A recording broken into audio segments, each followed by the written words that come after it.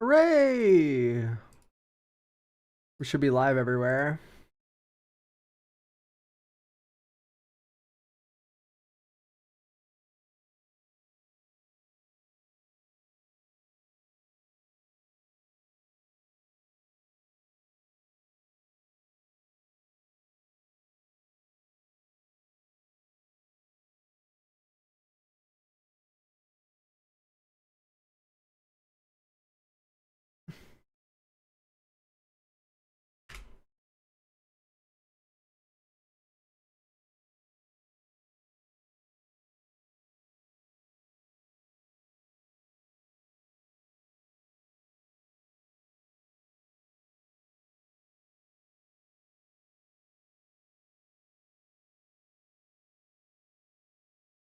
Hello, everyone.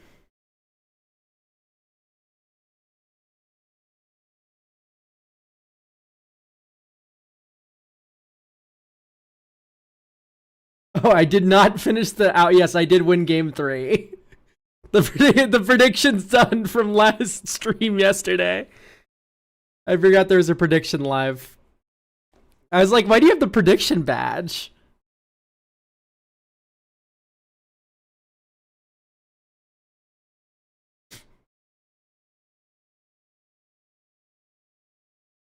Okay, here comes the ads, Twitch. Just a moment.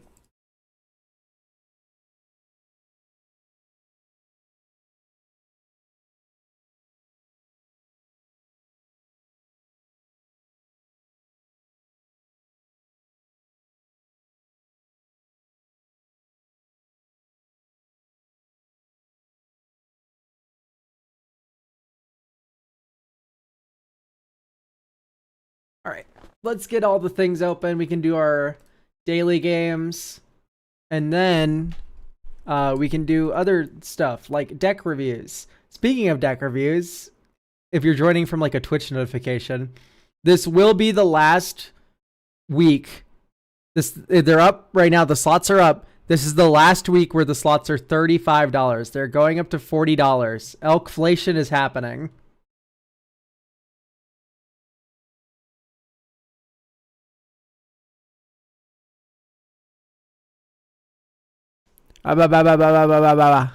Okay, it's really just not picking up my voice that well, and it's very confusing to me. Hello. Hello. Why is this so quiet? Huh?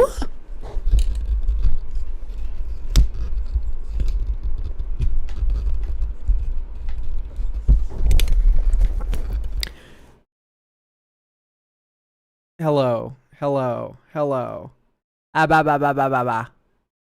Weird. I don't know why this is so quiet right now, chat. I'm sorry. I definitely did blast your eardrums out a little bit.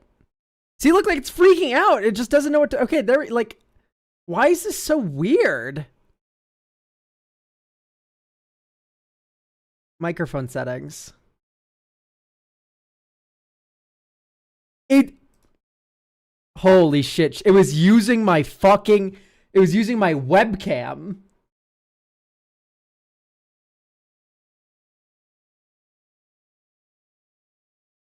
It was taking my webcam's microphone for the input, which is why it was so quiet in the app. When I said quiet, I don't mean like my actual voice being quiet. I mean my is this also using my no, this one's using it. Okay, we're good. No, that mic quality being very bad was because I was blowing it out because my gain was all the way up. Oop, I need to update the deck review thing. It still says the 9th. I always fuck this up. The deck reviews are for next week. It is for the 16th.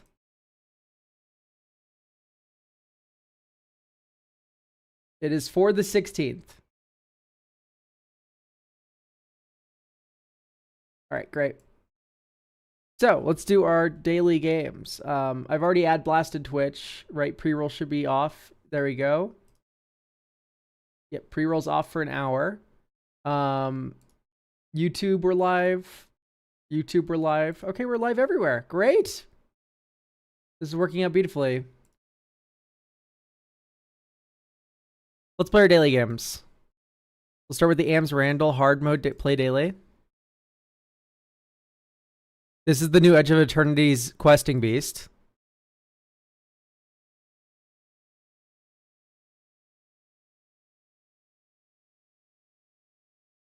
That's Galazeth Prismari.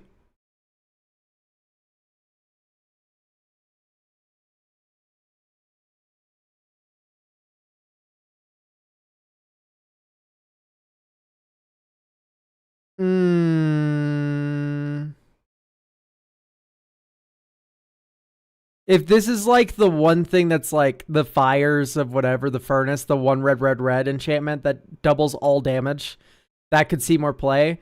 But I think it's whatever this thing is. No, it isn't. Fuck. I don't know those cards. That's Endless Atlas. That's some random dwarf. I mean, there's the Magda situation. Paradise Druid versus the Gate guy that can't be blocked. I think it's going to be Paradise Druid.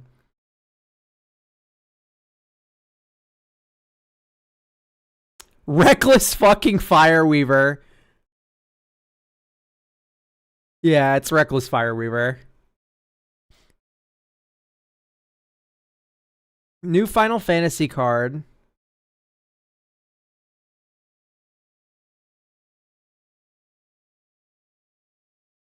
Kana Storyteller. I'm going to guess it's the Final Fantasy card. This one's basically Talrand, right? No! I don't know what art that's from.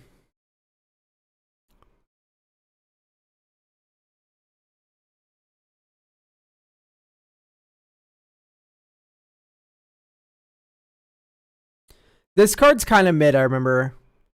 So, is it like this wild ass card here with this strange art that I've never seen before? Yes, is the answer. Because this card sucks. I forgot what it is. It's like Rush of Genius or something. This is a wall I've never seen before versus the thing that proliferates. Probably the thing that proliferates in a precon. Ah, okay. So that was a snow duel. Sliver or piece of art I've never seen? It's probably the sliver.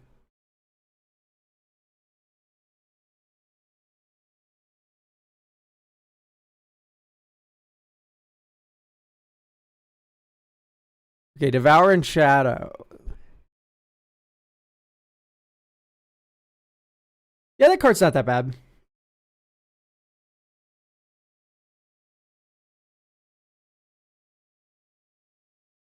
Endless Atlas.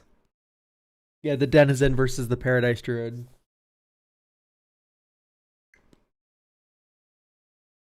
Ice Tunnel. Yep.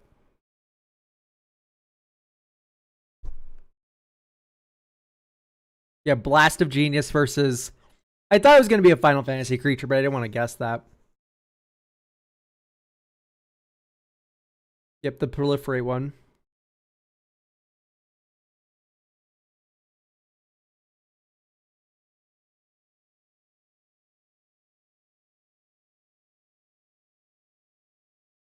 Venser's Diffusion. What a weird card.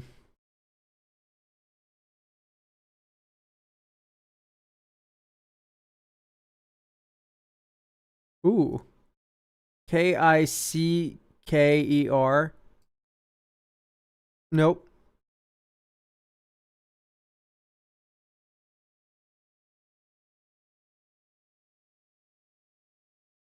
It'd be backup and then a number. Sacrifice this creature. Target.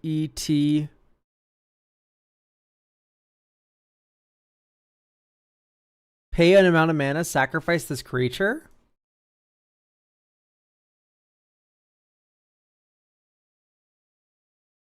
Mantheon, thank you for getting a deck review for next week. If a card would be... If a card would be put into an opponent's Graveya... Oh, this is Douthie Voidwalker.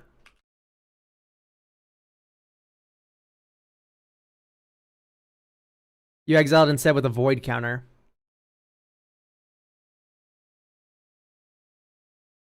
Another sacrifice this creature.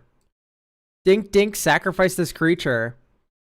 Destro. Nope. Exile. No. Target creatu. Nope.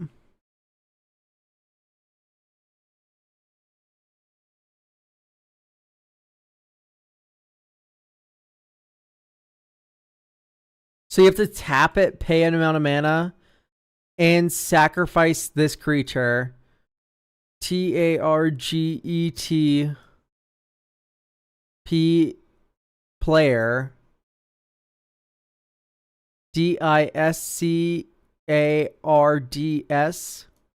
Discards.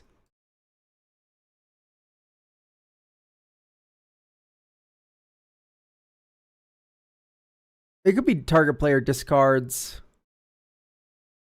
their hand. Oh, this is... No, it isn't.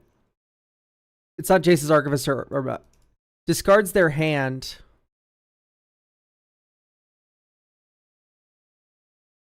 Then... Deck submission's updated, yeah. It's refreshed at the start of the stream. Target player discards their hand, then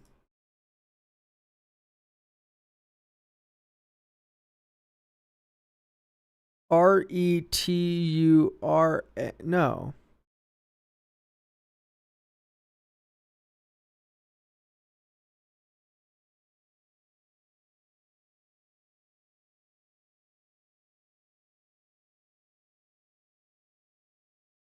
Oh, their hand. There's 5 letters. I see what you mean.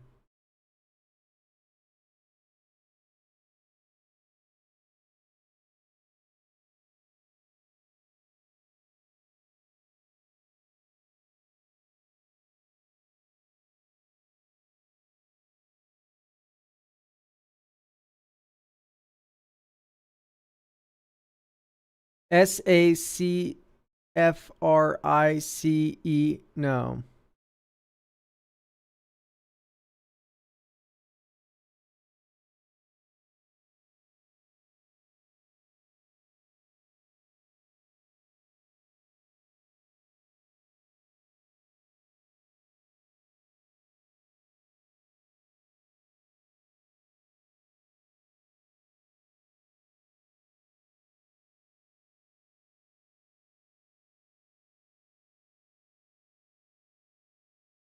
Hmm.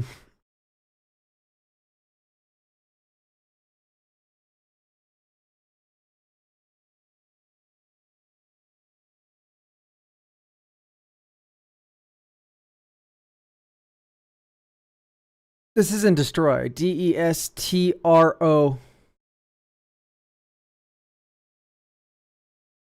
That isn't destroy.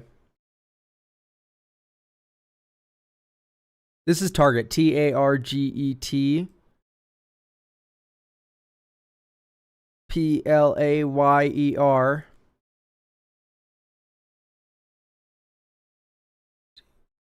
This would fit discards, but there isn't a card afterward. It's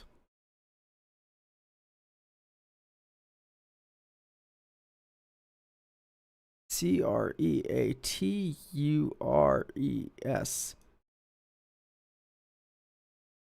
Target. No, there's no U control or anything, so this wouldn't be like creatures. Is there like an until end of turn? It doesn't look like it. This is curious here. DESTR. No. DESTROY. No.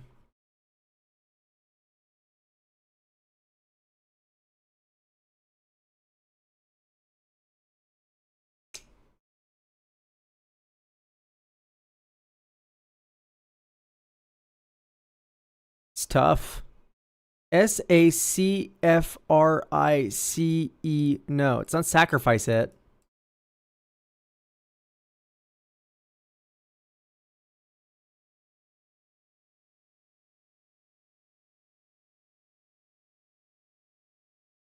Sacrifice a creature. It's sacrifice this creature. That I know for sure. Dink, dink, sacrifice this creature. Target player.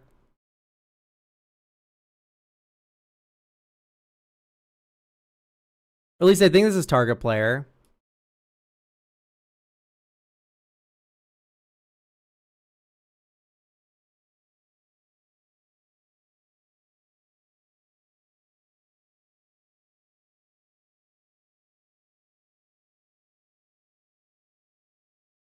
Creature. It's not return target creature, guys. Return target Creature. It would be to its owner's hand. From your graveyard to the battlefield. Okay, so it's return target creature from the graveyard to the battlefield. So this is like Apprentice Necromancer. Because it gains haste until end of turn. Okay, there you go. Sacrifice the beginning next end step.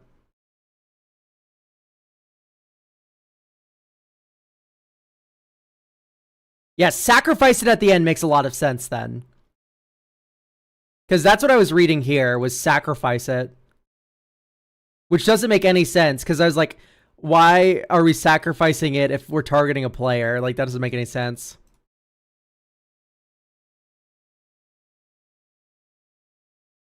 Alright, alright. Let's get the 10 in the art game, and then we can get into deck reviews here.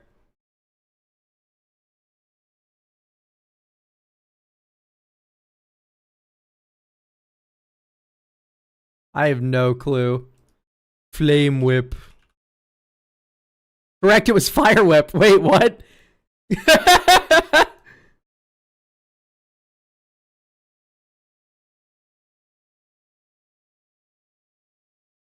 Angel of Destiny. Seraph of the Suns. Indestructible flying creature. It's just a 7-mana 4/4 flying indestructible. What a fun card. That's a cute one. Whoa. Jesus, what is this art?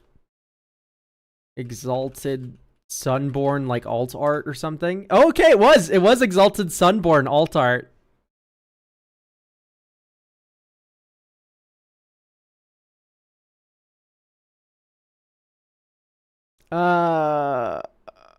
I have no clue. Old card. Starlight oh, it's an invoker. You gain 5.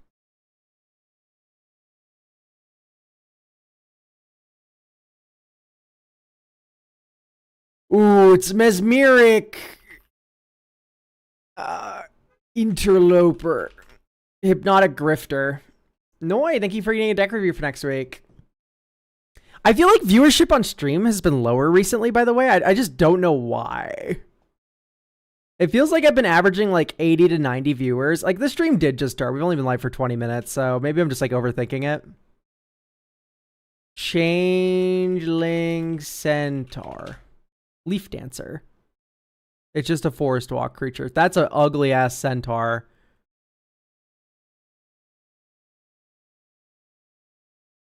But yeah, it feels like viewership's been like rather low recently. It's normally I hover around 80 to 90. Sometimes we break 100 for a stream, and it's just not been the case recently. Okay, yesterday it was 40 because we were playing Cube.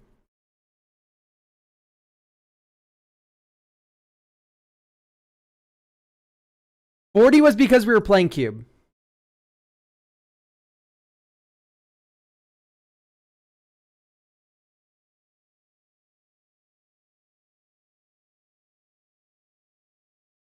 Is it a bit later than usual? This is Phalanx. I don't know. Wall of Spears. I see. Is the Twitch thingy changing how viewers are registered? That's what I thought, but I've done an experiment. Like, here, we can do it. We can recreate the experiment. Oh, I know this card. Fuck. It's like Aven Horror. Fuck. What is it called? It's from Innistrad. It makes the Decayed token, and then it has flying itself. Stitched Aven Abomination. No, Falcon Abomination. See, okay, so everyone who is currently viewing the stream and lurking, just like spam like a couple characters in chat. You can go back to lurking immediately after. Like, I don't think Twitch tracks it based on... I don't think Twitch tracks it based on how many people are chatting at one time. Like, I think that would be silly. No, if anything, we went down viewers. Like, the viewers have been... The viewers are now at 39. Okay, it went up to 50. I don't think that really matters, though. This is like... the last Agni Kai. Do they already have, like, power and balance? Ah, okay. Hey, are you doing yeah, we're going to discuss the avatar sets probably this Tuesday, if I had to guess. Kelpie Braid... Net Braider. Worry Beads. Oh, yeah, this card. At the beginning of each player's upkeep, that player puts the top card of their library into their graveyard. They just mill one at the beginning of their upkeep, each player. Oh, Coveted Falcon. Oh, by the way, Dusty X Hatred, thank you for gifting a subscription to Siren Skylark.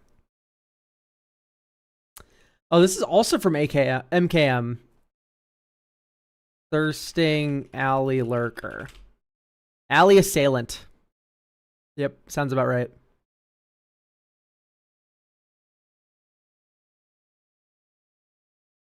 Silly Nan... Tanuki. Tanuki Transplanter. Add an amount of green mana equal to its power. Until end of turn, you don't lose that. Oh, this is not of this world. If you are running Rebuff the Wicked in your deck, and your commander has 7 or greater power, I honest to God think this is a better card. And in fact, even then, like, no one should be running Rebuff.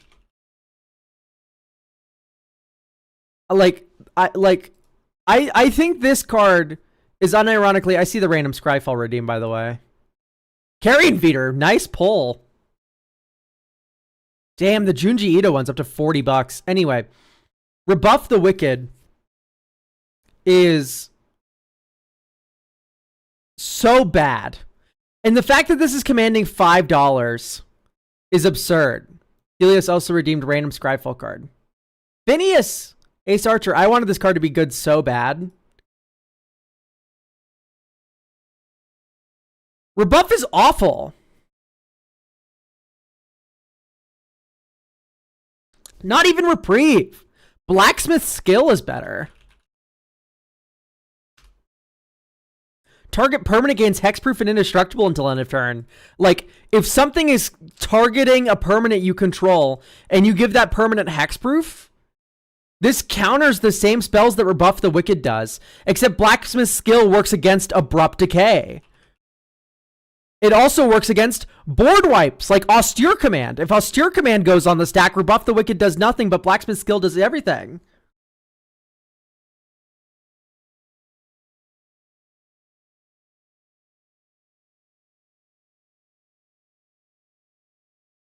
Like, this card is infinitely better than Rebuff the Wicked. Like, so, like, it's incredible. And people are like, oh no, I must spend $5 to $6 on a Rebuff the Wicked. Elk, your mic is leaking a little. That means nothing to me, Helios. Try again.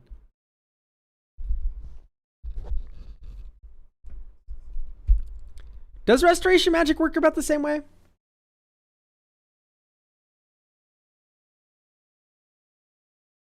Yeah, hexproof and indestructible until end of turn. Peeking, I see. I fixed it, hopefully.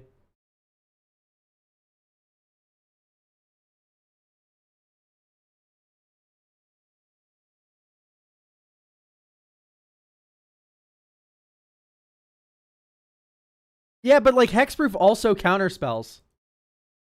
But also like decimate. Decimate, chat.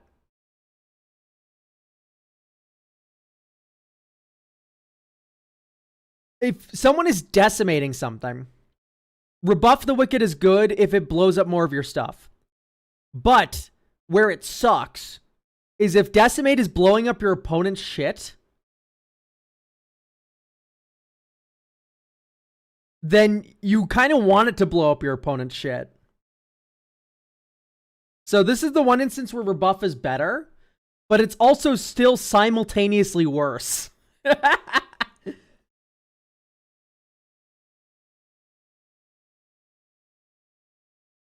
Because you don't want to counter the whole spell. Okay, deck with counter synergy? Yeah, that would make sense. Like if you had like a Baral in the 99 of an Azorius deck. Like that would track. If you like had a lot of these effects, but I don't know that many that care about countering spells.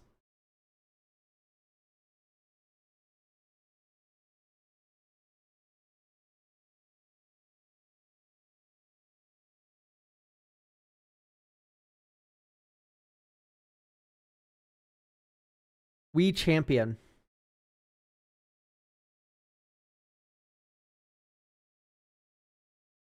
Whoa, Kev Walker, you cooked. Giants Flail. Cyclops Gladiator. You may have it deal damage equal to its power to target creature defending player controls. If you do, that creature... Okay, so it just fights whenever it attacks. That's cute. Oh, we all know this one. All right, we got to 5. Let's just get into deck reviews, I feel.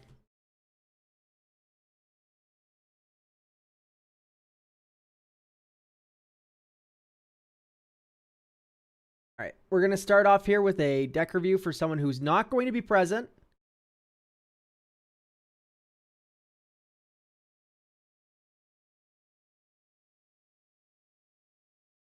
So enjoy your deck review, Murky. Deck's game plan is to put pressure on opponents and advance the game by enchanting opponents with impetus effects or politicking for who wants buffs. Once opponents are low, I hit my own creature, usually commander, with an all that glitters that are similar to finish off opponents.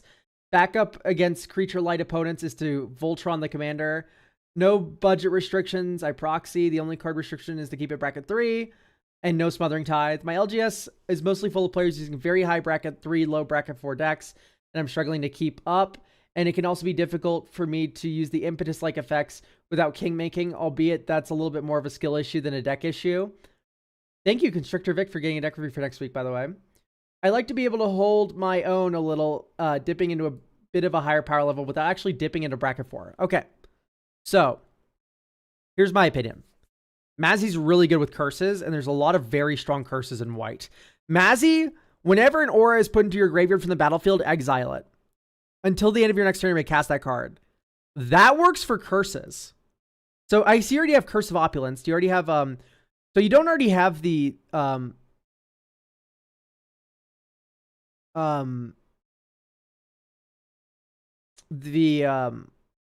think like Overwhelming Splendor would be right up your alley. Right? This is very good once you get the game down to a 1v1. Because Goat decks typically struggle with that, which is like, you've managed to get the game down to 1v1, and now you're just up against one opponent, and then you just go Overwhelming Splendor you.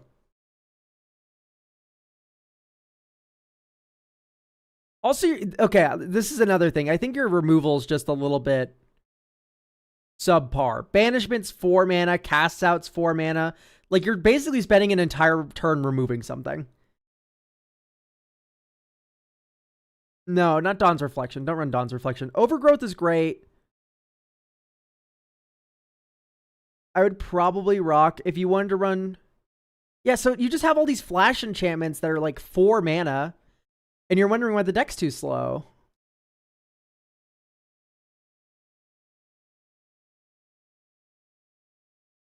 Prison's pretty bad. Like, you're already goading all of their creatures.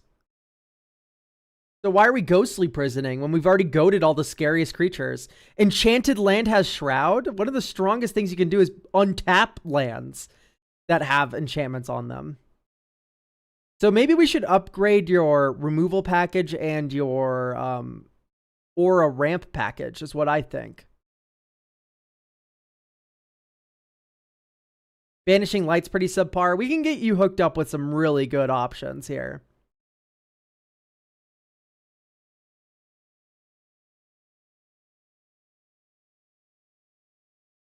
Wow. My board gets +1/+1. When you block, they get more +1/+1. That's like, it's so bad, right? First Strike's a little bit more cute.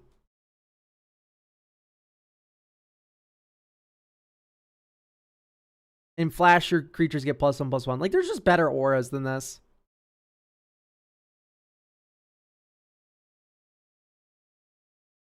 Oblivion Ring, I'm a little partial to.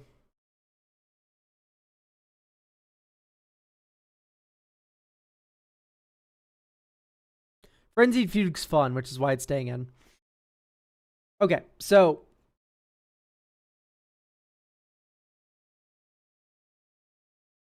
I'm pretty underwhelmed with Composer of Spring, especially if you don't have a big creature thing going on. They cost one less.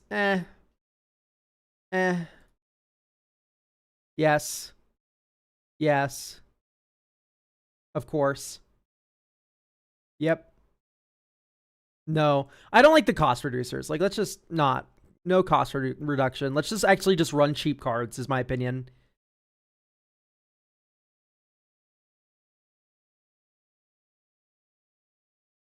Okay, so Enchantress's Presence should probably be in. Okay, we're already in. Utopia Sprawl. Buried in the Garden is like the one 4-drop. I would really like O-Ring. I would thumbs up. Satyr Wayfinder. Not Satyr Wayfinder, sorry. Voyaging Satyr is the name of the card. Arbor Elf. These both untap lands. This one untaps only forest. This one untaps any land. So I want to make the forest count go up. So I think we're going to take out the Signet lands that are green. And the temples. Okay, I kind of like Valgloth Slayer. That's cute. You're running gain lands? Oh, lordy.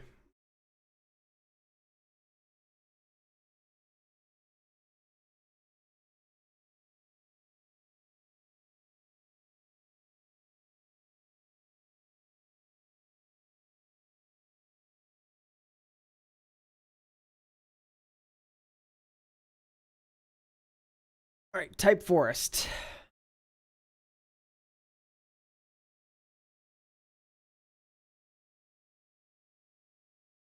Whoops, not ID green.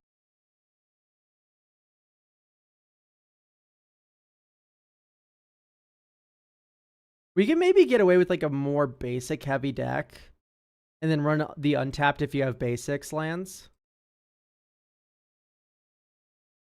I mean, the shocks are relatively cheap right now, so you should probably pick those up.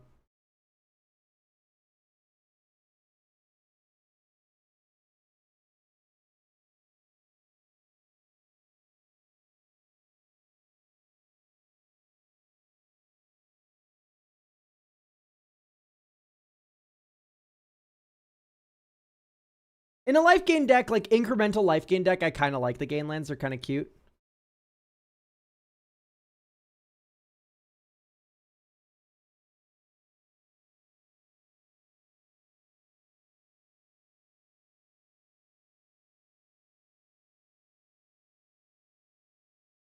I'm a big fan of Winds of Abandon.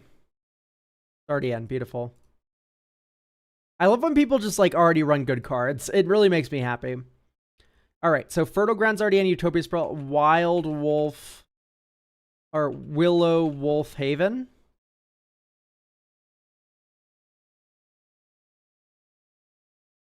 Wolf Willow Haven. There we go. You make an additional green when the land is tapped.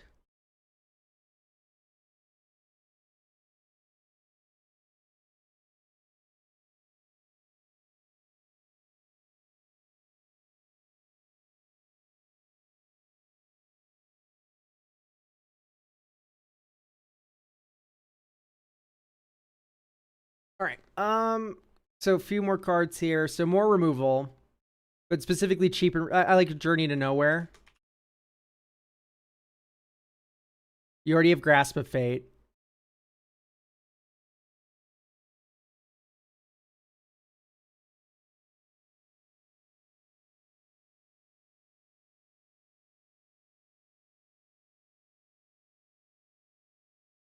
Ossification. Like, these aren't instant speed, but they are very good. I would say 2 more enchantment removal spells, and then let's focus on instants only from there on out. I think before you were kind of obsessed with getting removal on flash enchantments to get your value and also get the removal, but like, honest to God, I think you should just be running some more instant speed removal. Like, you're running Swords to Plowshares. Why? Just because it's decent, right? So like, where's Generous Gift? Where's Chaos Warp? Like, let's just cover these bases, because I feel like you need that more than anything.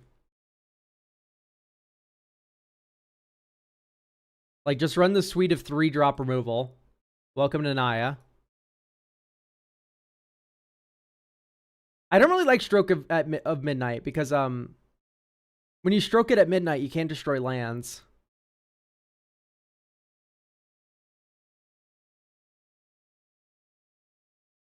Settle the Wreckage is funny. It is just not that good, though, in my mind.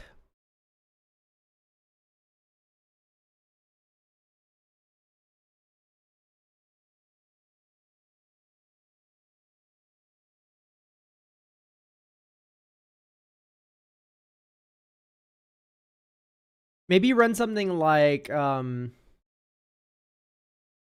Sereth. Because Sereth can untap an enchanted land.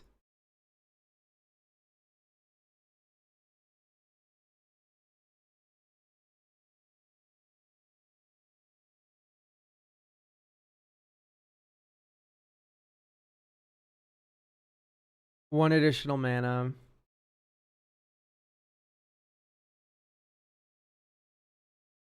Are these all 3 mana or more? Like, Trace works, but it has Shroud, so you can't untap it.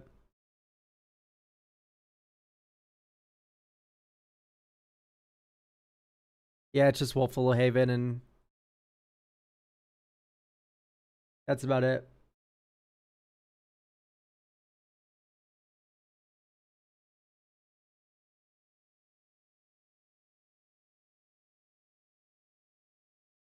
Nature's Chosen?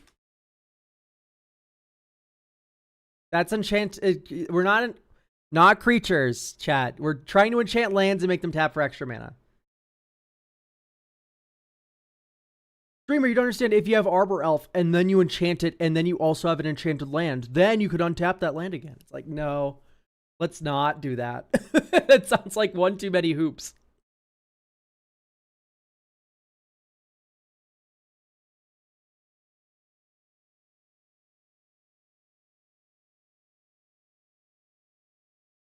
Let's cut Jungle Shrine.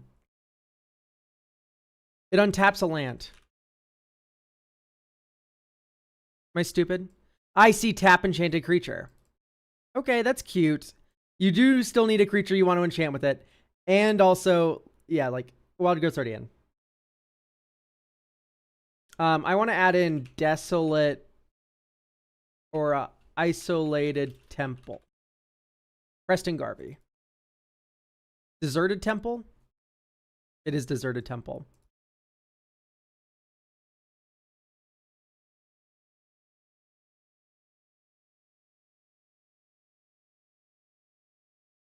This doesn't do anything. It untaps them for 5 mana, though. Which is just not where you want to be. It doesn't make Wild Growth Auras, though. It just makes them Wooburg lands.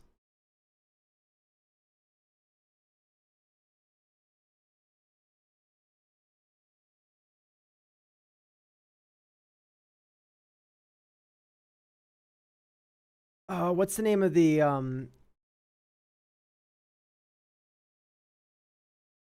ID equals 2.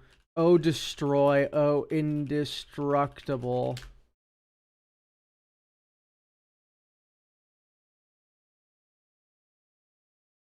Oh no, mana value 2. My fault. Valorous Stance. Target creature gains indestructible until end of turn. Destroy target creature with toughness 4 or greater. I feel like this would be very fun in this deck. Collective Resilience as well. Just being able to protect Mazzy is, like, I think a little important. And then, yeah, let's get Tangle Span Lookout in here. And then you can also run, like, Bushwhack, which is a land. So let's play test this.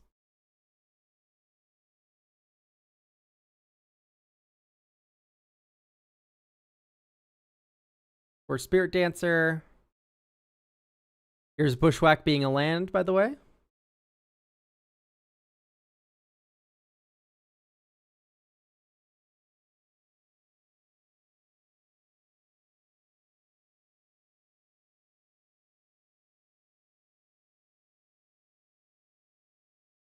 Yen is probably too slow if I had to guess. Josh, thank you for getting deck review for next week. Here's Mazzy.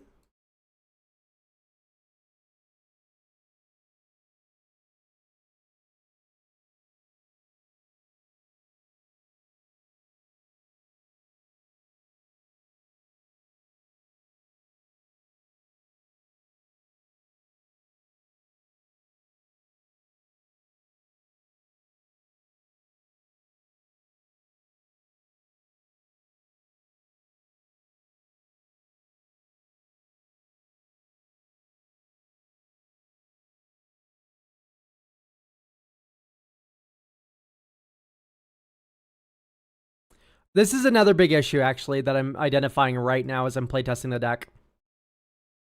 So we have a suited up Mazzy with Ancestral Mask. It is getting plus 1, 2, 3, 4, 8, +8/+8, +2/+0 when it attacks. Also, it's getting a +1/+1 counter. We drew a card off the Ancestral Mask twice. So the issue here...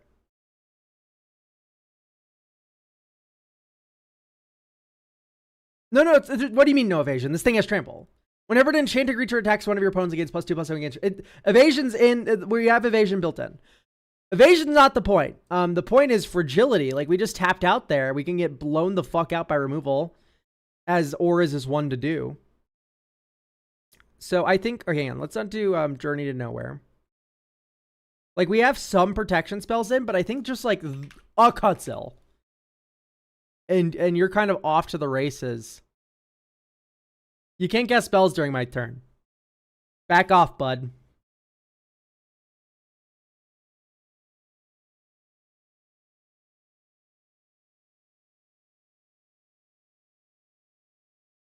Unbridled Growth.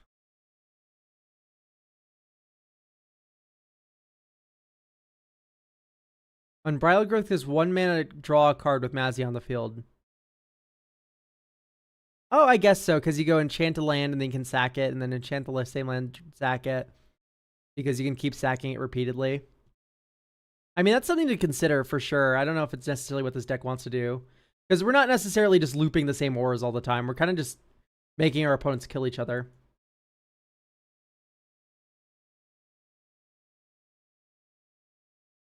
With goad auras.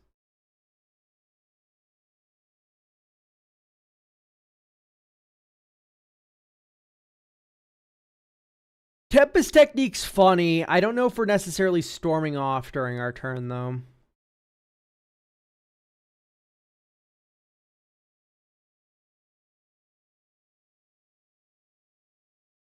Let's play this on white side. Nah, our hand's just so green.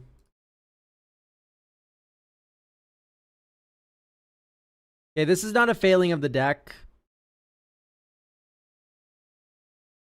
This is just... we should probably just should have mulliganed. This is a 41-ish lander. This is way better.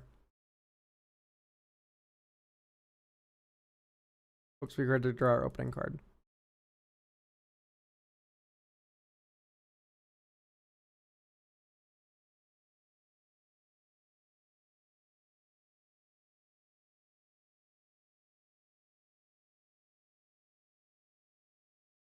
Now let's enchant the plains here. Normally you're supposed to always enchant the forest, but here if you tap the plains, you can play Satyr Enchanter. Overgrowth's so stupid. It adds 2 green in addition to the color it makes. Okay, so now you go 1, 2. Oh, just 1, 2. Yeah, 3, 4. Mazzy. No, you make red there. Use the floating white. Red. Use the floating green. Draw a card. Next turn. Rugged Prairie. 4 Spirit Dancer. 1, 2, 3. 4, 5, 6. Ethereal Armor. Draw 2 cards. Ooh, okay. Pass. Next turn. Here you go. Deserted Temple. 1, 2. Fertile Ground. Draw a card. Draw a card. 1, 2. Untap target land. So we add white, white, green, green. Use a... We already tapped to untap this. White, white, green, green. Overwhelming Splendor. An opponent.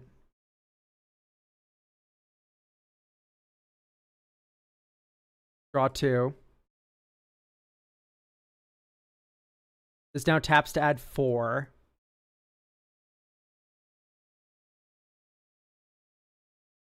Redemption Arc. Draw a card, draw a card. Okay, great. That looks pretty good. You press M on your keyboard and it pops it up. Okay, I saw Smuggler's Share, which I'm really just not a fan of.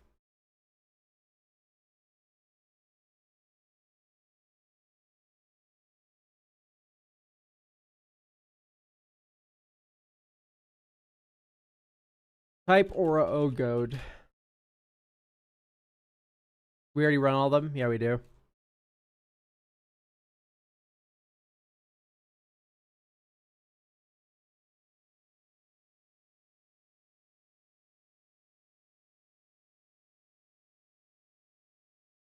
Enchanted creature attacks each combat of Able.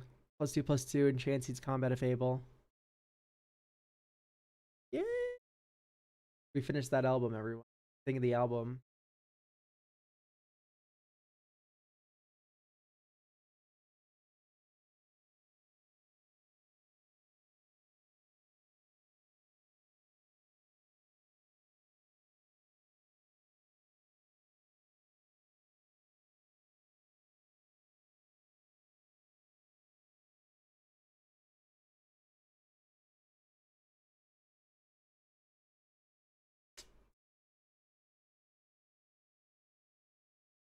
I like the keen sense.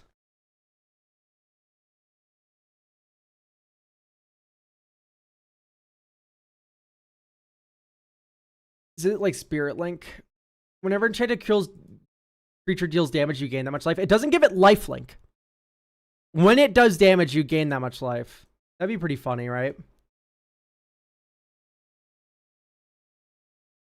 Or you could do like Snake Umbra.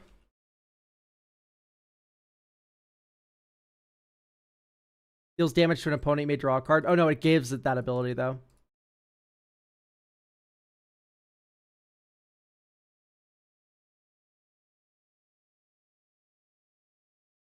Ooh, gives trample +2/+2 whenever it deals damage, you gain that much life.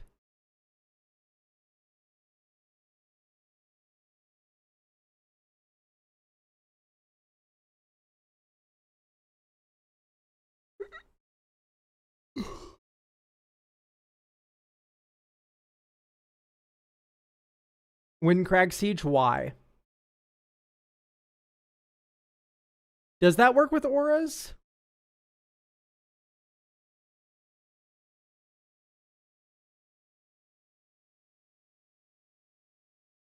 If a creature attacking causes a triggered ability of a permanent you control to trigger, it would trigger Mazzy twice. So you get +2, you get +4/+0 in trample.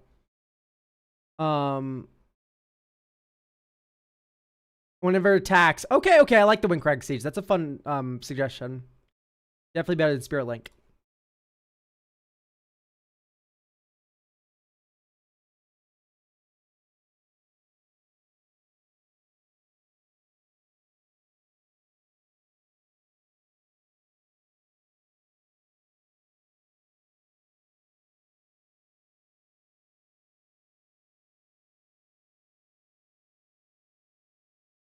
Okay.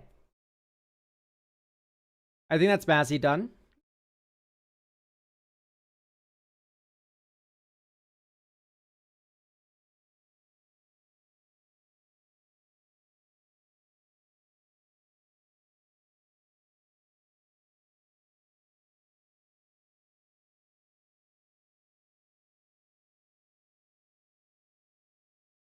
Um,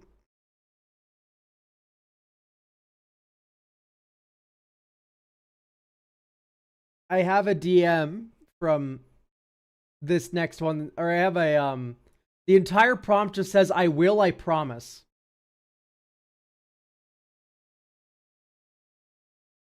And I don't know what else to do with that.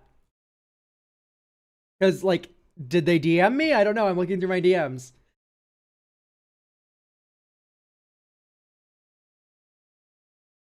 It just says I will, I promise.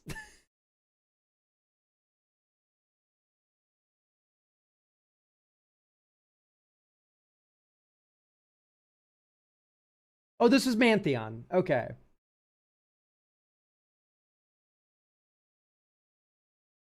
Here's the deck for tomorrow. This isn't tomorrow though. Mantheon, what did you mean by I will, I promise? We've already done the Nathan Drake deck.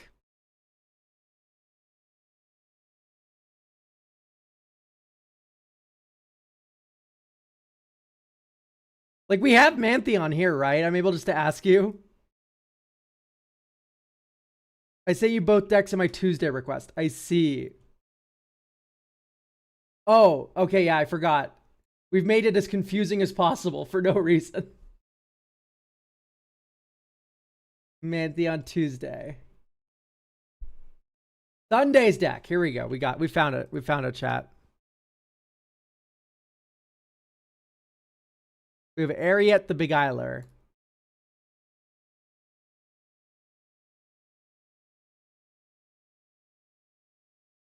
I have all the deck reviews that are just unlisted. Because what's been happening is if I have a deck that is listed, not unlisted, and they see it, someone being they, there's just like someone who goes to my Mox field and they see this unlisted deck or listed deck, they think it's my deck. I've gotten a few comments like, yo, I'd love to see a deck review video about this one. I'd love to, so I just unlist them. They're always unlisted, and they're linked to the VOD that they go with. I post them in the chat. So I could like link them to the VOD, but like honestly, not enough people watch the VODs for me to go through doing that. Anyway, we have a deck review to do, so let's hop on this. Freshly brewed. Eventually, I'll feel like I don't need to tell you how I'm new to the game, but I'm new. I wanted to give it a chance to try. Bracket 3, no budget restriction. Which of the 4 game changers, Ristic, Smothering, Sanctums, Sanctum, T-Pro to cut? Make sure I have enough card draw, especially Ristic. So you don't need this in Enchantress decks, I promise.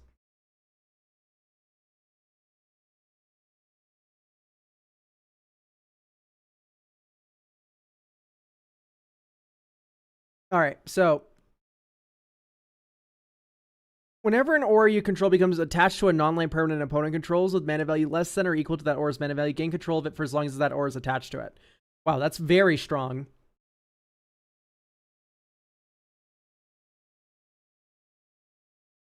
But Elk, it's so iconic to Commander. Okay, so here's the thing. 3 Dreams, way too expensive.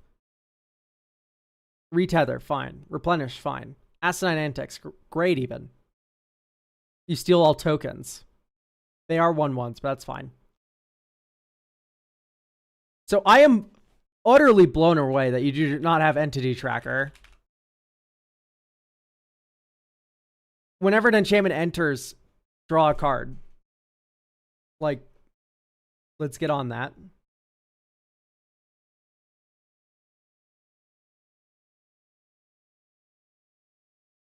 Whenever you cast an aura spell that targets a modified permanent you control, draw a card. I don't like that because we want to be enchanting our opponent's things. You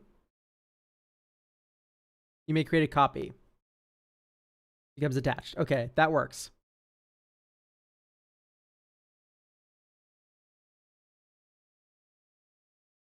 Not a fan of Hero Viroas. Any cost reducer, really. Like, Killian's by 2, so that's really good. But other cost reducers, I'm a little bit more iffy about.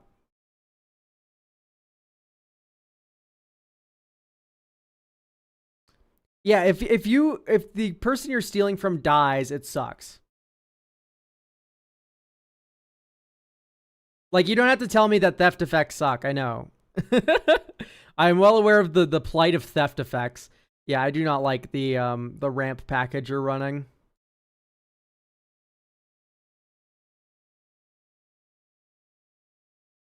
Artifacts were a little more interesting here.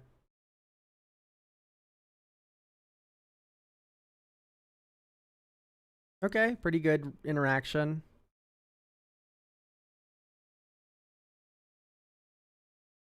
I think just run replenish. You don't need multiple bring back everything cards.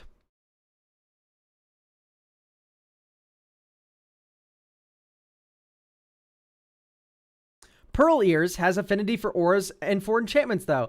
I would, if that card was 0 mana, I would still say it was dog shit for this deck. To be clear, Pearl Ears is a good card. This does not matter. I don't feel.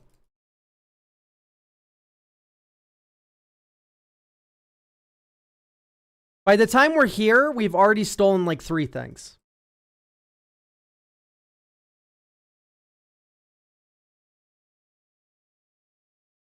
I would rather have auras that are just auto discounted.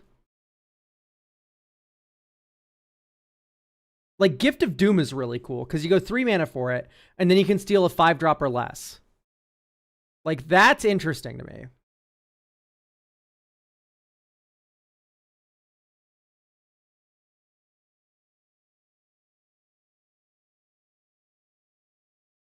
Is there only Treachery that does untapping lands?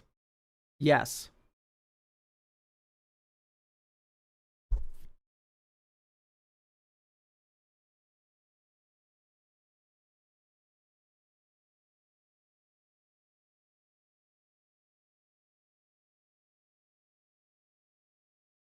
Yeah, cheaper than mana value. Thank you.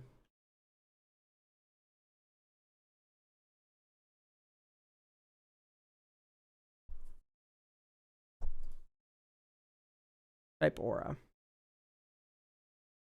Convoke.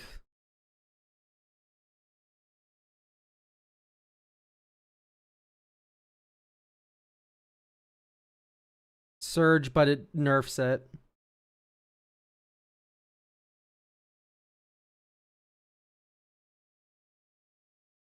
Is this cheaper than mana value because you can cycle it?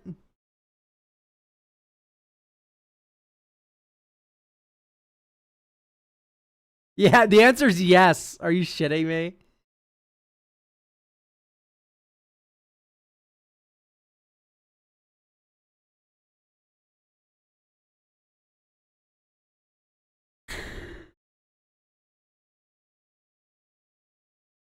Okay. We need more cuts, though.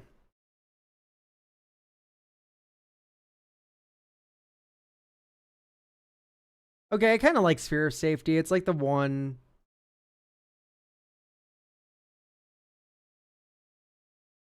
like, propaganda effect I kind of like.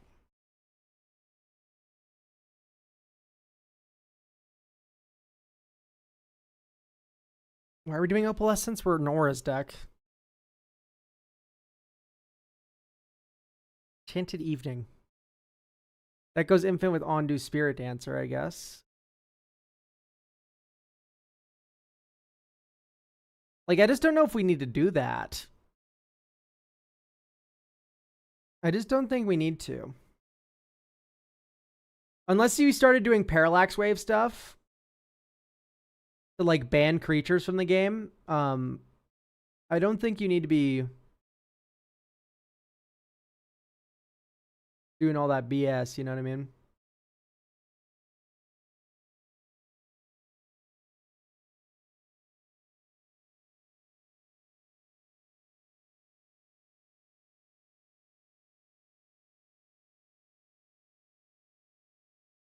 Oh, that's fun.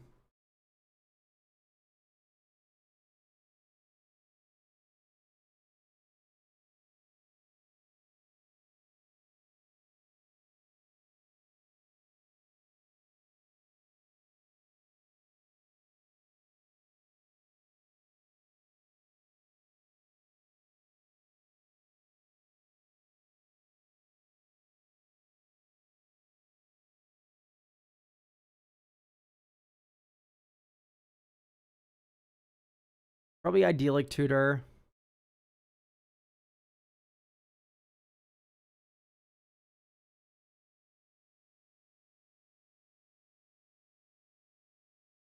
The random brainstorm.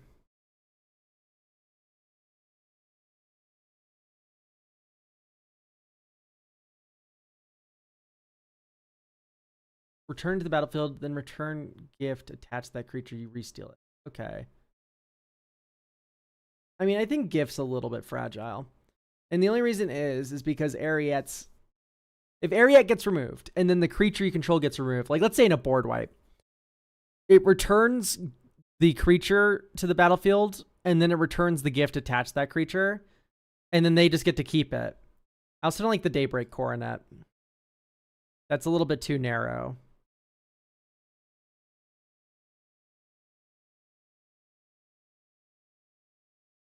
Draw.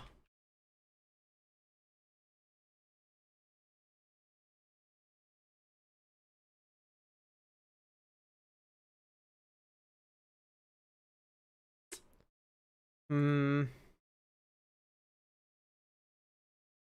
don't know, maybe Pearl Ear is back in.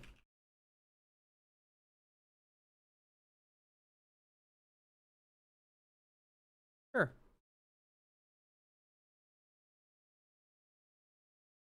The creature's never returning to them. Dog Umber doesn't return the creature like Gift of Immortality does. You're getting your wires crossed a little, I'm afraid, Chatter.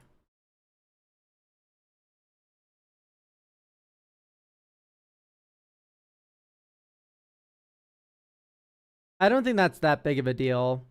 If you want to slip past Hexproof and Shroud, you should probably just put a Detection Tower in the mana base. I see you have Greater Auramancy, which is why you're running those other cards. That seems like an expensive combo to give everything Hexproof, honestly.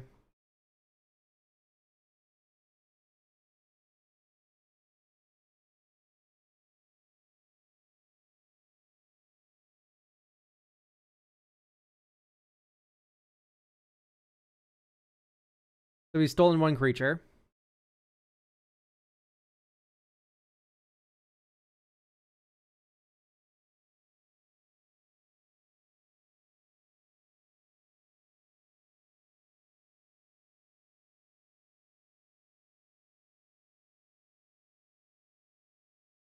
Thank you, Core Spirit Dancer. We all say in unison.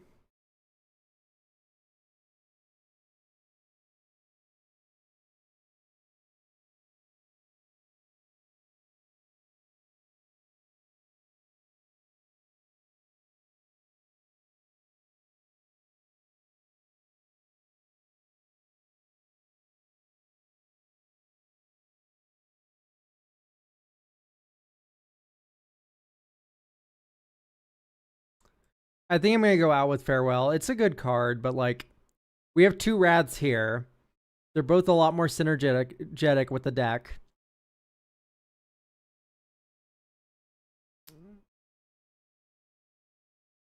Hello, Uno, no problem. So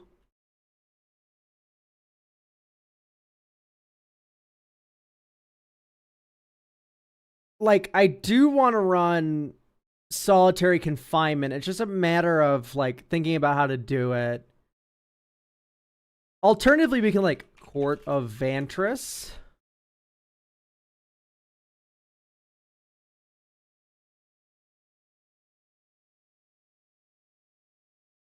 So maybe you do that. Well, Court of Vantress, solitary confinement.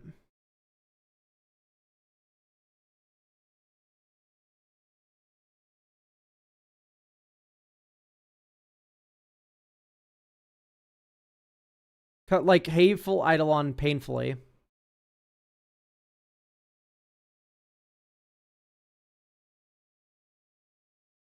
Okay. Draw.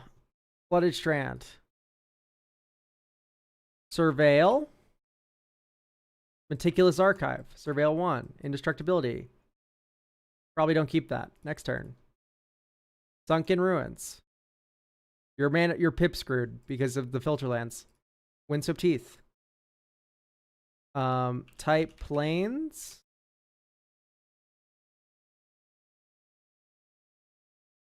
Scrubland.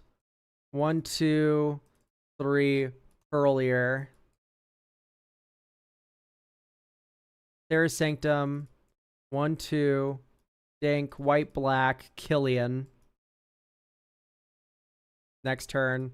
Adakar Wastes. 1, 2, 3, 4. Ariat. Cost 2 less. But that doesn't work, sadly. Okay. Next turn. Okay, turn 6, we're finally online, which feels awful. White 1. Light Pause. 1, 2, 3. Spectra Ward.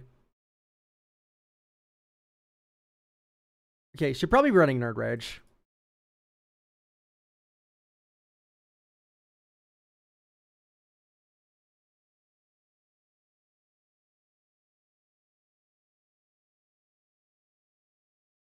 This is in Cleansing Meditation.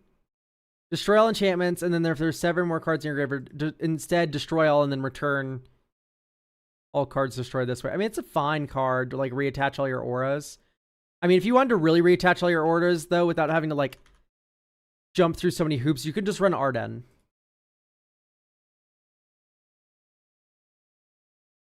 And Arden doesn't get around Hexproof, but like a lot more consistent because you don't need Threshold.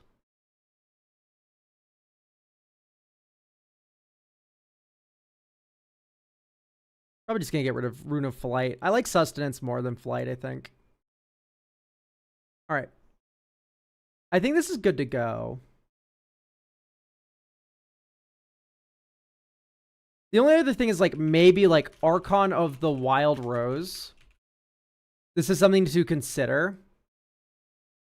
So if you build Ariat around mostly stealing small creatures like tokens and stuff, you can like you just have a few top end ones to steal big things, but generally speaking, you can like steal smaller value engines and like Esper Sentinels, yum, and they're not necessarily good beaters, but then you Archon of the Wild Rose, and now they're all 4/4s with flying, and you kill people, right? So that's something to think about.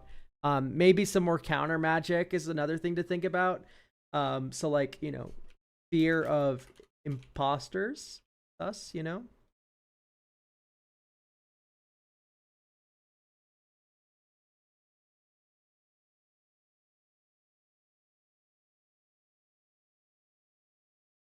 You already have Hall of Heliod, so that's fun. Then maybe you can like work in like a cool Sand Scout package with sack outlets, sack the Fear of Imposters, Heliod's Generosity, put it back on top, run a Rule of Law, suddenly your opponent's in hell. You've locked one opponent out of spells.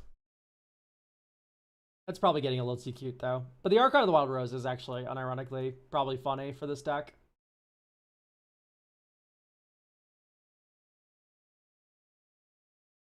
All right, Ethan. We have a he, him, Ethan for Saheeli deck.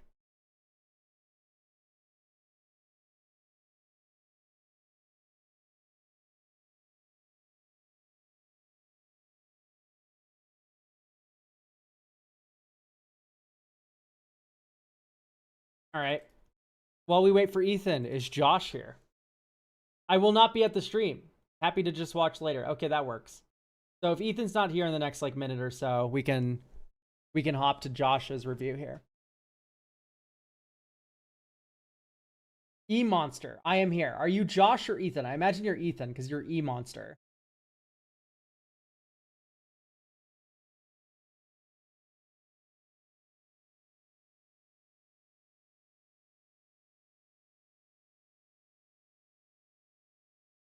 Yes, I'm Ethan. Okay, great. Already, let's talk a little bit about an issue I see right away, and that is that Urza Saga does not turn into mana. You did say no Soul Ring, so that's fair. However, mana is very important to artifact decks, and you do not have a single mana source for Urza Saga to turn into. I recommend just Springleaf Drum.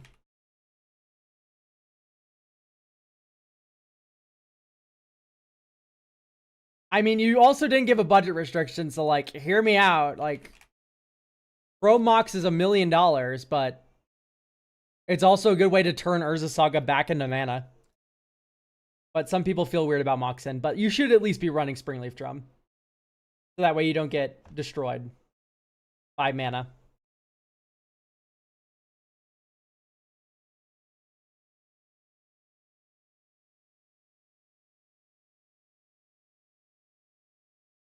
Mox Opal is better, no? Yes, that's what I meant. Sorry, I meant the Metalcraft one.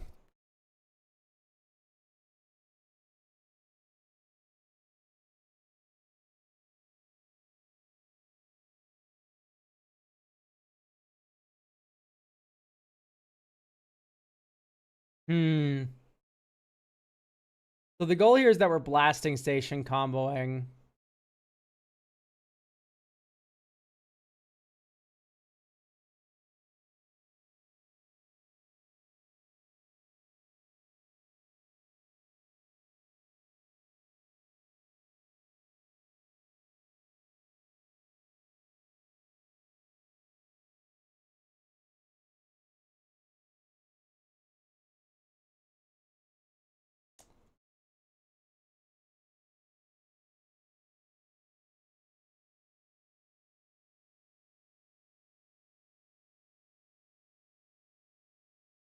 I think it might just be Conjurer's Bauble.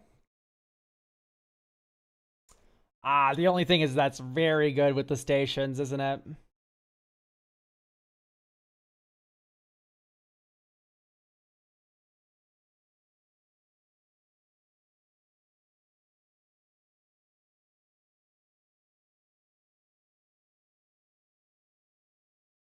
I feel like Reconstruction should always be better. It's just like, you have Academy Ruins already. Let's run Teleria West. And also Buried Ruin. Okay, you're already running all these. So why are we running... Why are we running the sorcery that's, like, honestly rather mid when we have, like, 4 copies of this effect in the mana base?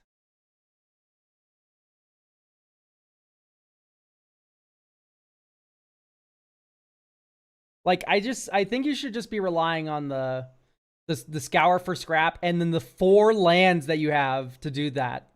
Because they are really good. You also have Goblin Welder and NG.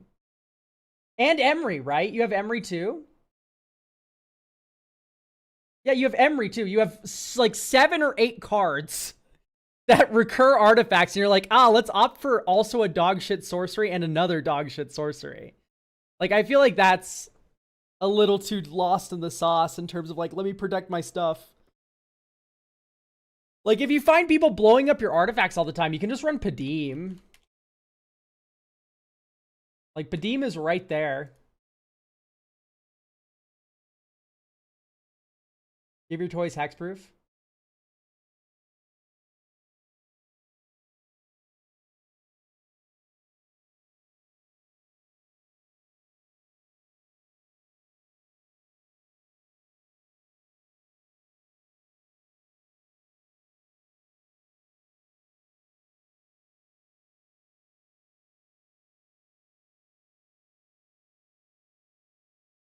Hmm. I think I would like a Uthos Research Craft in this deck. I've been really enjoying this card in Artifacts. It just get big.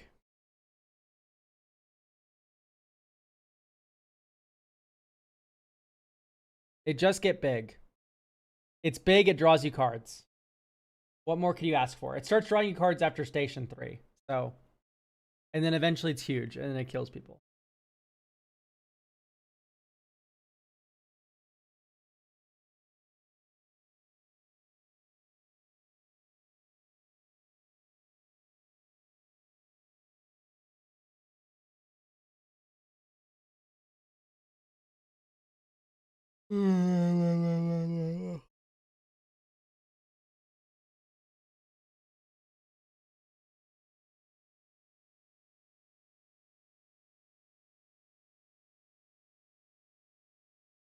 So maybe you do like, one of my favorite things to do is you do Metalwork Colossus.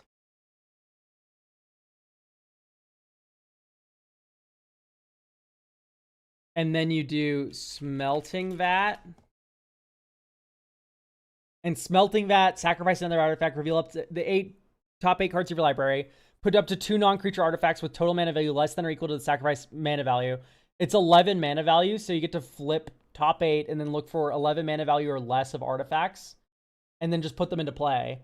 And then you get the Metalwork Colossus back in future with like 2 dinky little artifacts you don't care about. You replay it for free. And then you crack it again to the Smelting Vat.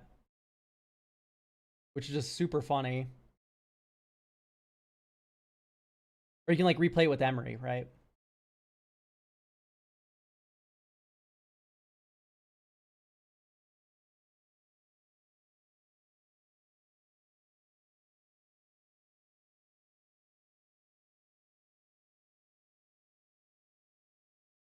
I'm not digging the duplicate. Okay, so let's also cut an island for a Arena of Glory.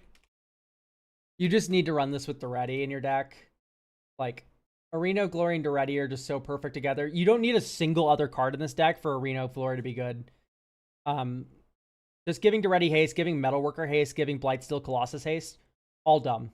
All very stupid. Okay, so now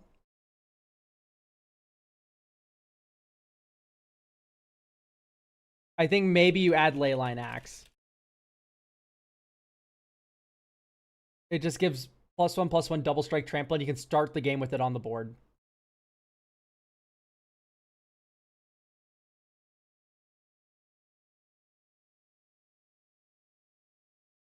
And then it's here where it gets a little bit more awkward cutting a card.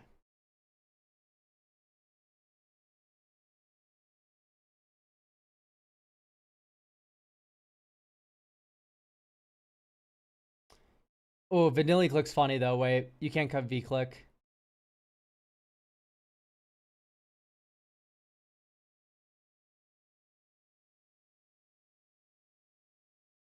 Those are all very good. Like maybe Gilded Lotus. Like Gilded Lotus is strong though. Let's play test.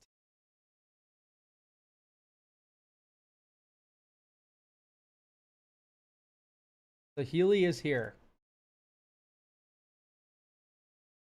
Glittering Stockpile is here.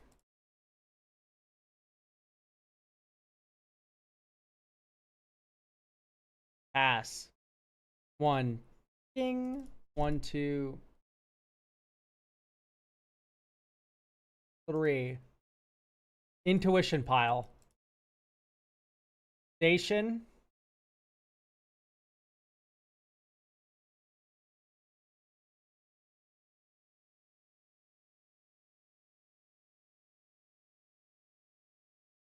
Thought Monitor.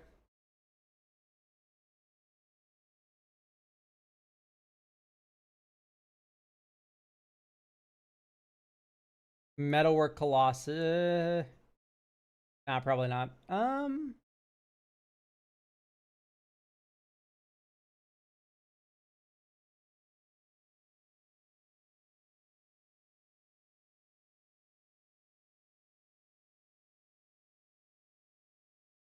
Sure, Vexing Bauble.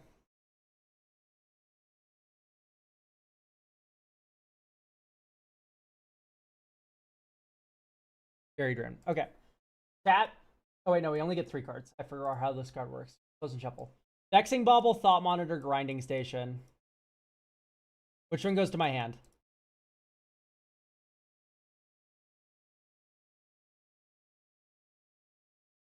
It should have 2 counters.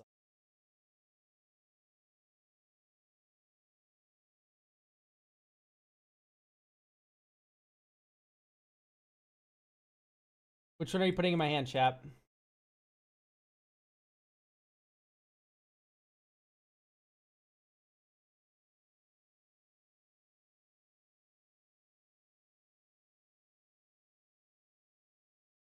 Okay, Bauble. Sure.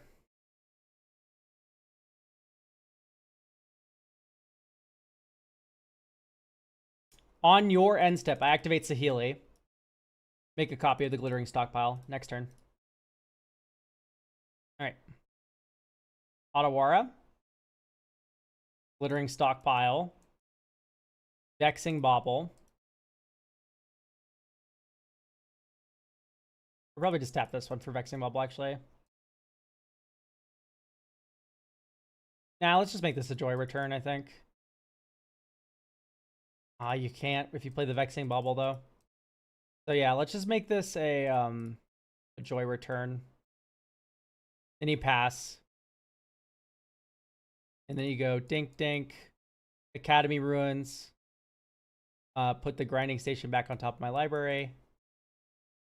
Next turn. Oh, what a wonderful draw. Anyway, Vexing Bauble. 1, 2. Grinding Station.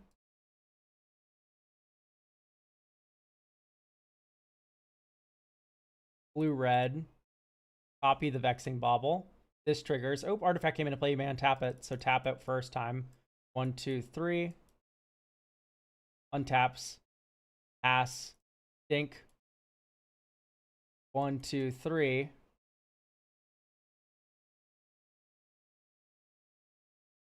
Next turn. Uthros. Sure.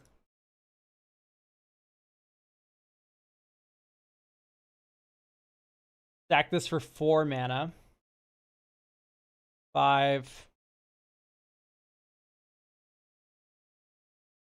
6, 7. Summoning Station. Put a Pincher into play. We don't actually have a Pincher token, do we? So this will be our Pincher token. Aether Spellbomb.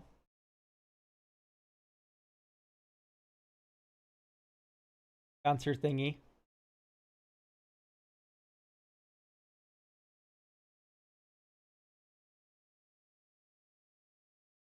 This does feel kind of a slow.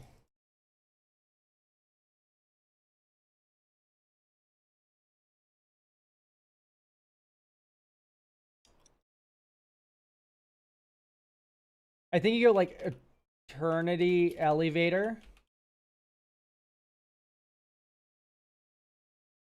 to help make the mana for this deck, and that works with Metalwork Colossus, right? It's also going to work with constructs from Urza Saga and the Uthros Research Craft to station it.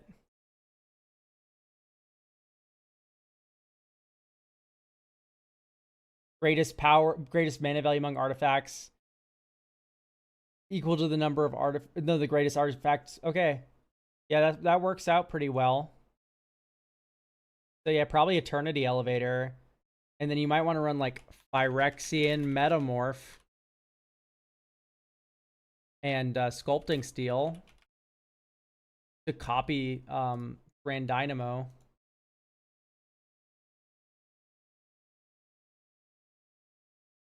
We need 3 cuts for those. Probably Vandal Blast, even though Vandal Blast is a perfectly fine card. Aether Spellbomb, despite being pretty decent. And then,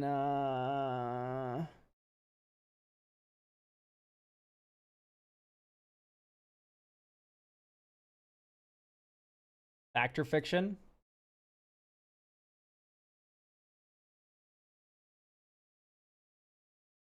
No. You start with this.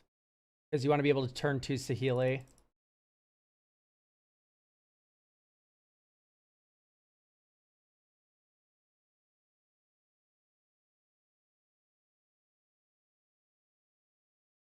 Yeah, Pyrite's better. Pyrite's worse than Aether.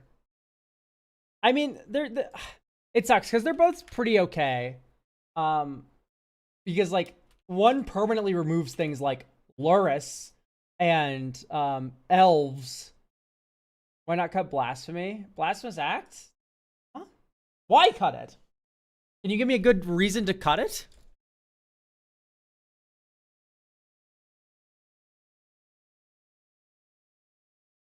And over what? What was my other cut that was so controversial that you're like, cut Blasphemous Act? When it's like, no, Blasphemous Act's pretty decent.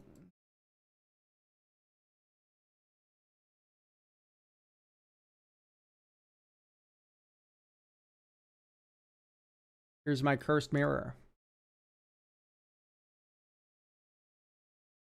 Here's the saga. Add a counter.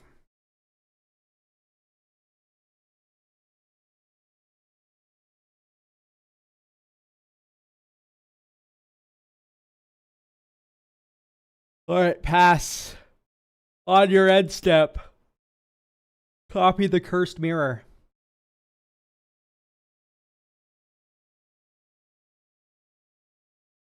Next turn. This is now chapter 2.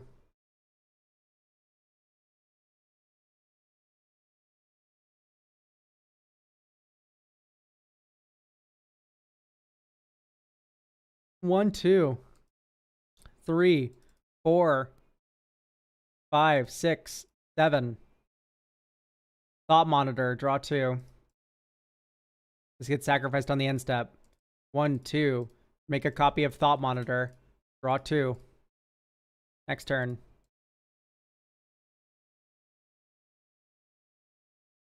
One red. Oh, this pops. Get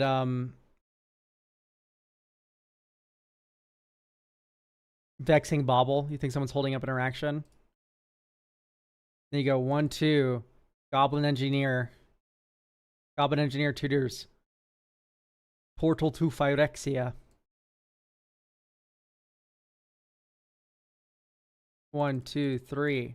Crash for treasure. Sacrificing the token that's going to sacrifice itself anyway. Get Portal to Phyrexia.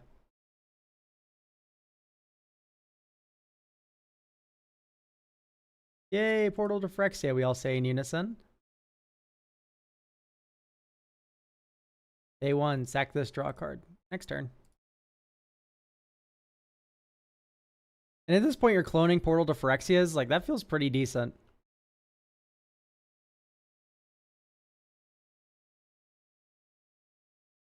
That's probably good to go.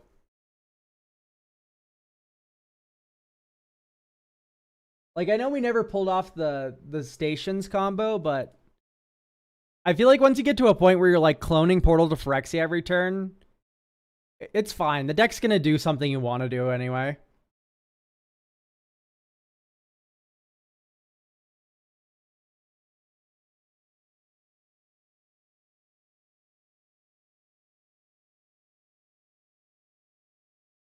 All right, moving on. We have Josh, who will not be present. So I built this deck in 2020 because I wanted a Baubles deck and like the Viridian Longbow Thornbite Staff combo, which is no longer in the deck. General game plan is to play a board control game and build incremental value before Torment of Hail firing, or establishing a Nev disc lock with Darksteel Forge. My play group is mostly high bracket 3, low bracket 4, a 7. This deck was consistently a contender when it was first built, but it's getting outscaled often now. It turns out Baubles just aren't as impactful early plays. I love recommendations you have to modernize and power up the deck while still taking advantage of Glissa's artifact recursion. Okay, here's my first recommendation. I don't think Darksteel or Torment of Hailfire has anything to do with Baubles. And I feel like you'd be a happier person with this deck if you just did not have it.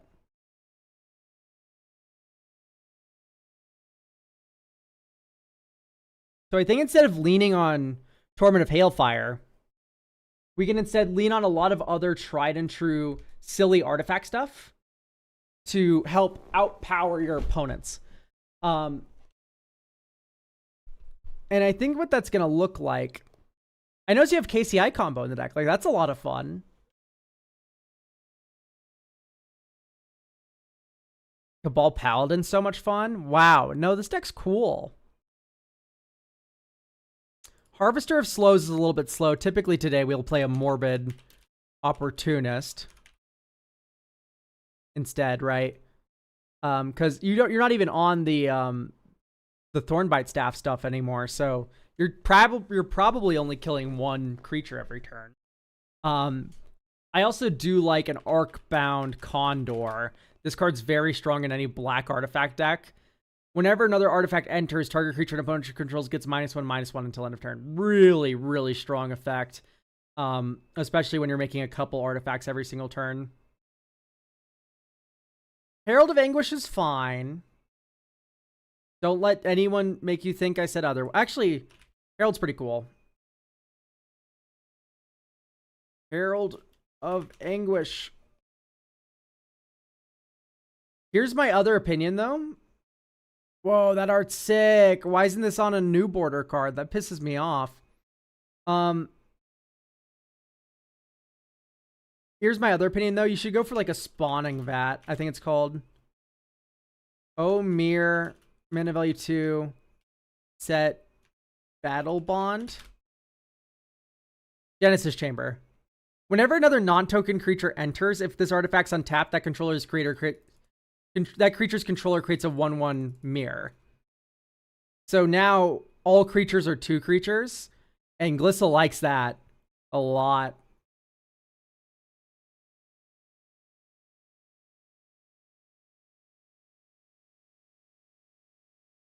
Enters, and when you sacrifice it. Activated abilities of all lands on the battlefield. That's not bad, especially with like a bounce land in your deck. That's pretty decent.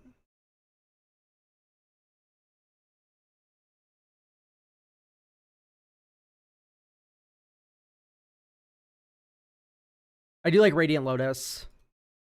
Bonus Hunger's very funny for this deck, actually. Yeah, Outrageous. You're starting to lose me with that Outrageous Robbery. But it's an infinite mana outlet. Like, yeah, so it's like... There's like a better option in this deck. I remember seeing it. Ooh, a Sylvok Replica. 4 mana, destroy target artifact enchantment. You have Haywire Might already. Don't worry about it. Don't worry about it.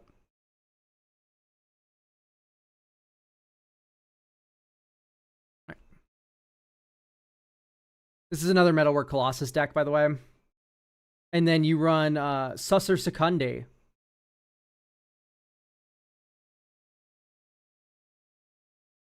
Right, and you can kind of pivot this into a large creature strategy with Susser Secundi. You already have Expedition Map. And sure, that might be for Cabal Coffers. By the way, we're running 36 lands. Like, that's normally fine for an artifact deck, but I think you just take out Farseek, Nature's Lore, and run more lands. Specifically, Urza's Cave, which can tutor a land. And... Wait, are you not running Urborg? Oh, you have Urborg. I'm blind.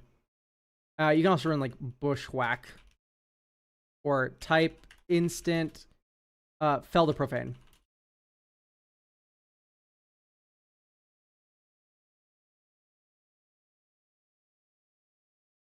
So now we're at 38 lands at least. All right, let's play test this. Draw. Temple of Milady. Scry 1.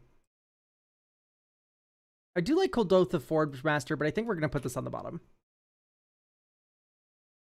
Dink, dink, dink, dink, dink, dink. Next turn. Boop, 1, 2, 3. List of the Trader. We're also holding up a Haywire Might activation. Next turn. Swamp, 1, 2, 3. Executioner's Capsule. Capsule bracket for a non-black creature. Bam. Give Glissa indestructible.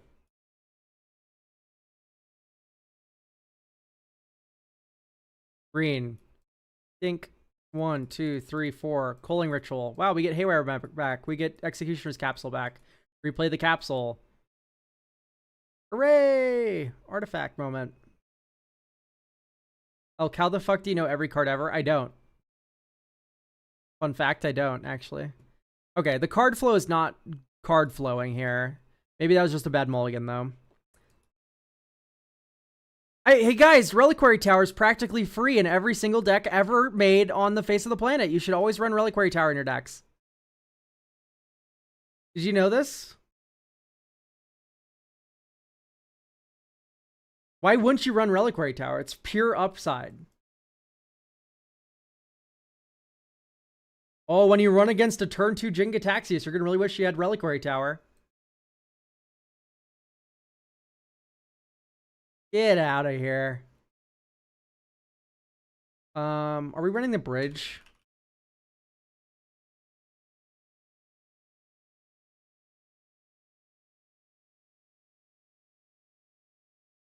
Dark Moss Bridge. Okay, we are.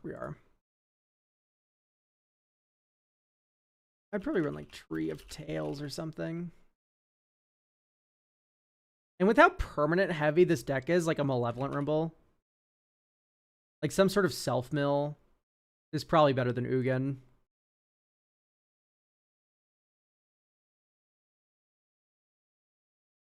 Right, we're keeping this. Sister Secundi. Forest, Mindstone, Implement.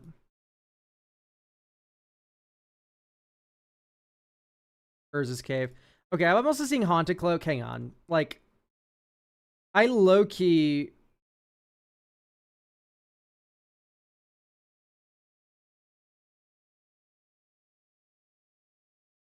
Alright, let's cut Solemn. Blasphemy, I know.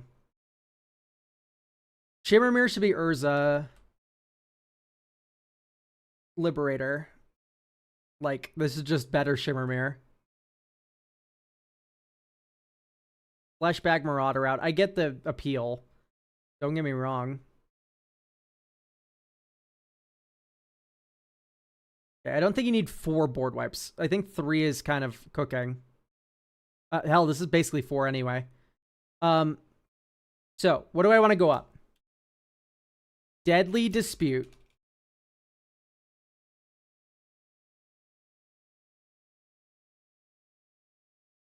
Fanatical Offering.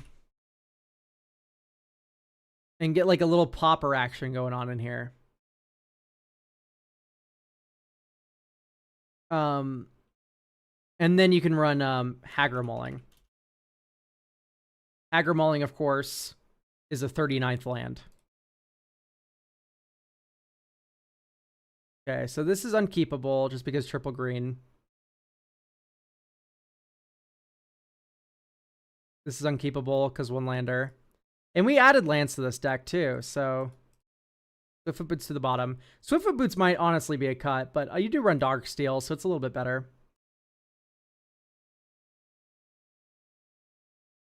Dink Dink Golgari Signet.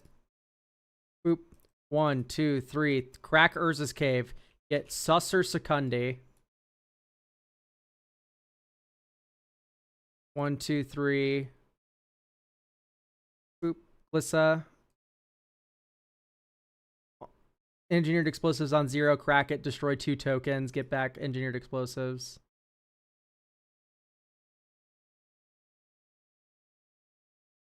Arcane Lighthouse.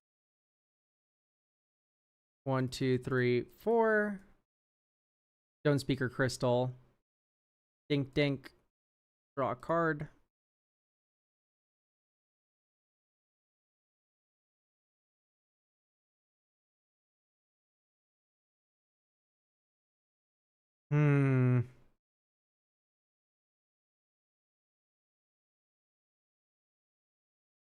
I mean, here you can go like Engineered Explosives for 1. Bracket. After killing an elf. Stone Speaker Crystal back.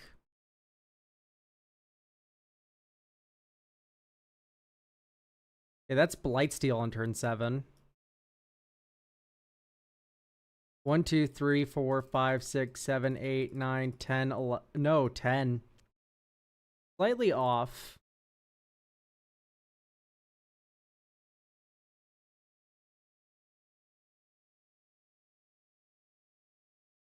Intriguing.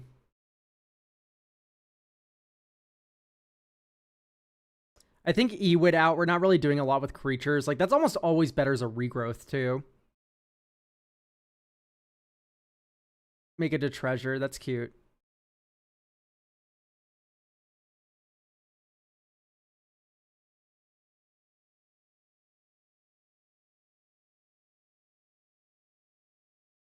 Okay, let's run Eternity Elevator. Extinction.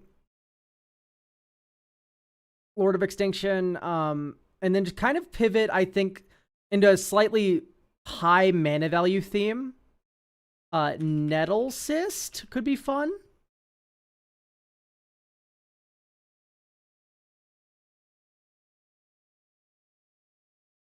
What's the one that's like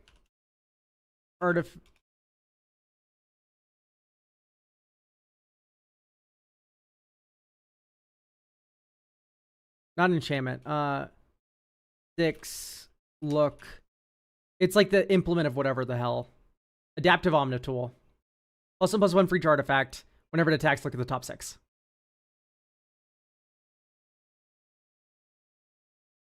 Down Fanatical, because we did just add another card advantage spell.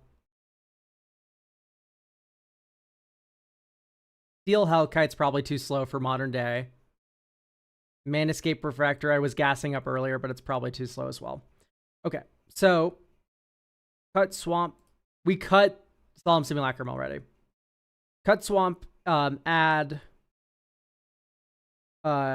Analyze the Pollen. All right, now let's playtest this. Draw. Inventors. Woodland Cemetery tapped. Swamp. Forbidden Orchard. That's so cute. I love that in this deck. Lissa. Dink, dink. Dink. Heaped Harvest. View Library. Get a forest into play tapped.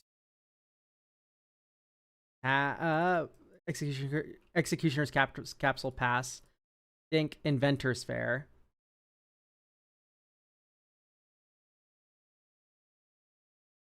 Activate only if you control 3 or more artifacts, which we don't yet, but now we do.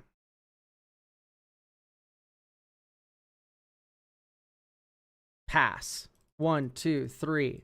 Crackers' Cave. Get Susser Secundi. Why are we getting Susser Secundi every time? Because next turn, Temple of Malady, scry 1, Mindstone to Graveyard. 1, 2, 3, 4. Crack Inventor's Fair. Get Metalwork Colossus.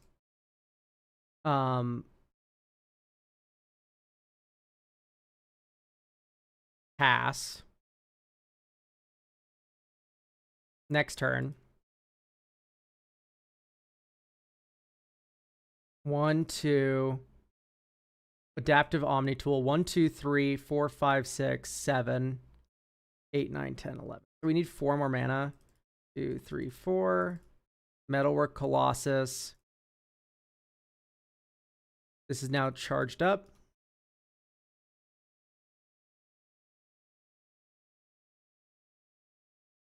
Okay, there's Lord of Extinction. Anyway, 1, 2. Think, sack this to Susser Secundi, draw 11.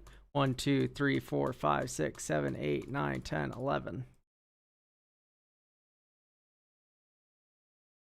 Land for turn. Tap for a green. You're floating it now. Green for Car Clan Ironworks. Sack Tree of Tales and Executioner's Capsule to return Metalwork Colossus from your graveyard to your hand. Begin casting Metalwork Colossus. Activate mana abilities now. So it's reduced by 5, 6. Yes, so it's reduced by 6 mana. No, it's reduced by more. Actually, the Clan Ironworks has a mana value, believe it or not, chat. So this is 7, 10. So just sack Shadow Spear, float a colorless. You have the Metalwork Colossus again. Play Soul Guide Lantern. Sack it. Play Chromatic Sphere. Sack it. Okay, now we're cooking. Hang on, wait. Because now you go equip 3. So 1, 2, 3. Equip 3 here to Glissa. Sack Heaped Harvest. You get a swamp or something. 2 colorless floating. No. We do slightly brick. Switch all these. Anyway, the stupid thing you get to do is next turn here. 1, 2, 3, 4, 5. Eternity Elevator. Dink, dink. 1, 2, 3, 4. So this is a 7/7. This has 17 counters or 18 counters on it now. Oh no, it has 17 counters on it. And then you sack Metalwork Colossus to this. Sack Adaptive Omni Tool. So now you're floating 4 colorless. 1, 2, 3, 4, 5. Lord of Extinction. This is bare minimum of 17/17. So this now has 24 counters on it.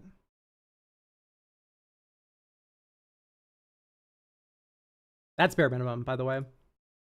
24 mana of any one color. Choose green. Analyze the pollen.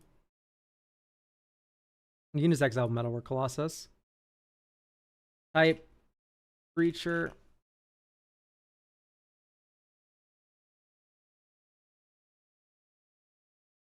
Oh, there's no mono green creature in here. Oh, well, let's just get Junk Diver. So Junk Diver, sack it. Or well, we can sack. We have a billion green floating, so we go Cloud Key, Lightsteel Colossus, sack Junk Diver, get back Chromatic Sphere. Chromatic Sphere enters. That makes 2 colorless when we sack it. Is this infinite? Am I going crazy? Because you go... No, because the Junk Diver dies, and then there's no way to recur the Junk Diver.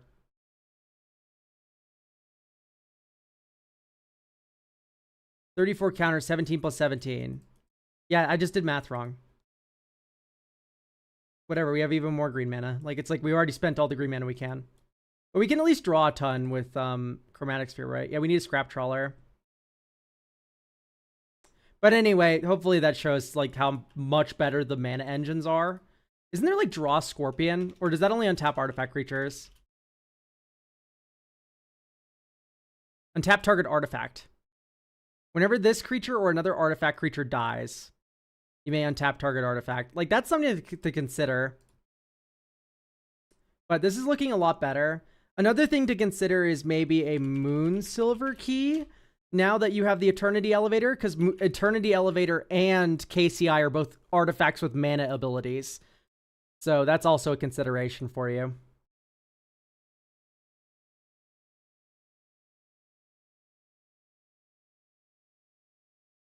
Shift P hides the card preview? The fuck does that mean? Why do I care?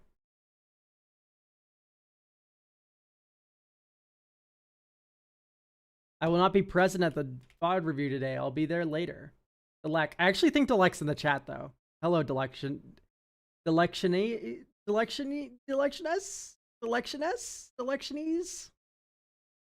And you have a Quint deck. The plan of the game is to early game set up an engine to fill the graveyard and effects that make cards leave the graveyard. Then cast the commander and use it to add the tokens. Okay, no, I like it. Budget is 100 euros. I'm going to translate that to freedom units. $115.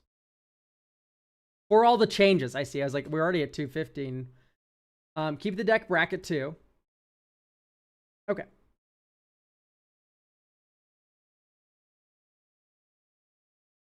Oh, I see. No, I'm fine. I like the preview. All right, so let's duplicate this deck. Quint was a deck I was considering for a while, but I have Farrakha, which does the exact same thing. So there is something really funny you can do. I hate Milliken to start off with. Something hilarious you can do is there's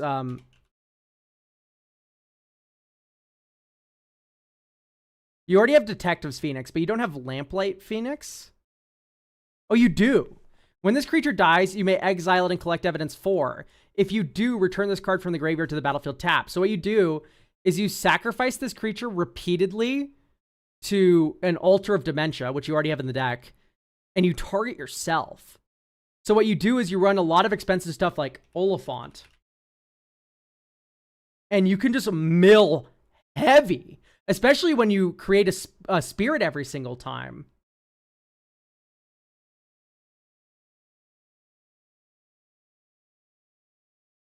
So my thought is that we run expensive cards like Oliphant. We run expensive cards like Eagles of the North. Song Mad Treachery. You already have Witch Enchanter. Hey, Elk, do you have a handle on building Caradora yet? Caradora is a done and dusted deck list. Caradora is set. Caradora also has a lot of overlap with Kellen, and I much prefer playing Kellen. So the Caradora deck list you will find on my Mox field is correct. That is how I would build Caradora. There's maybe a couple swaps now that would probably change. But beyond that, no. The issue with Caradora isn't that I don't have a good deck list for her. It's a lot more, I already have a deck list that does a lot of similar things, and overlapping, that's just silly.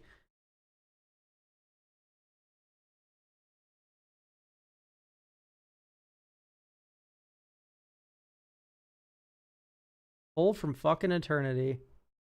No.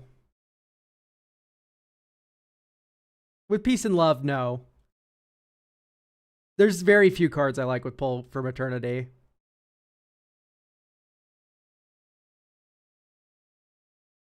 Violet, thanks for getting a deck review for next week. By the way, Currency Converter is really good. Let's add Ghost Vacuum. Ghost Vacuum. And then also add Relic of Progenitus. These cards both are mana-free ways to make spirits.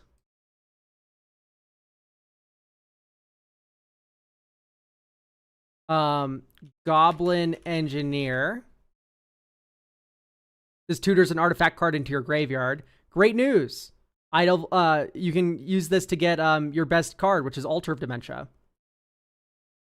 After Goblin Engineering for that, guess what? You can then run Phyrexian Dragon Engine, which fills up the graveyard and also refills your hand and also leaves the graveyard. It does literally all of those things for you.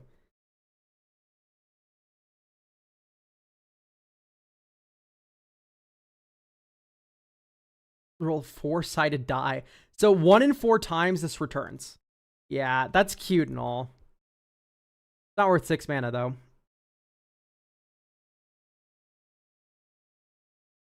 Love you, Elishnorn. Amiria Shepherd's just too expensive. Okay, I like Yadaro. I don't like Inspiring Leader implying that Quintorius is in play, because this fucker dies hard.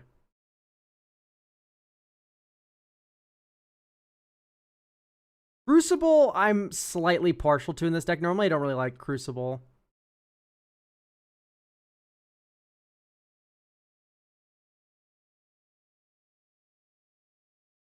I do like Flage. I don't like spending mana on collecting evidence. Like, we should just be able to make a couple spirits the moment Quint hits the board.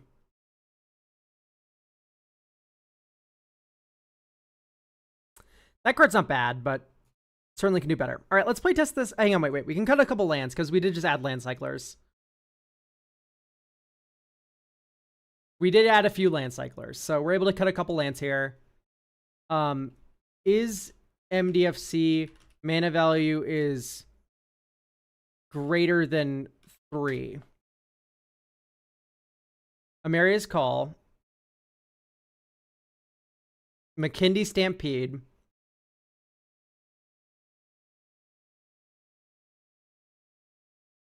Ondu Inversion. Wait, this might be the perfect Phoenix combo deck. Like, it's still going to be pretty bad, but like, I'll show you what I mean. Spirits and or enchantments. Okay, out. Okay, Lamplight Phoenix. When it dies, you may exile it and collect evidence 4. If you do, return it to the... Okay, so I think you can kind of just go insane with Lamplight Phoenix here. Is there a way to tutor this thing in white? Because it's a 3/3. I don't think so, right?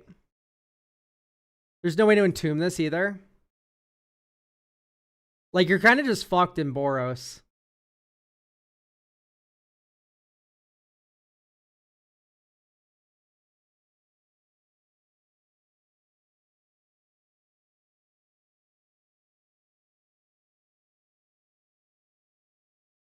Hybrid mana? What? What do you mean hybrid mana? What does that have to do with anything? Oh, like, is there a hybrid mana card that searches for Lamplight Phoenix? I don't think so. Groundyear Temple's cute, but 40 including MDFC. Hang on. Whoa.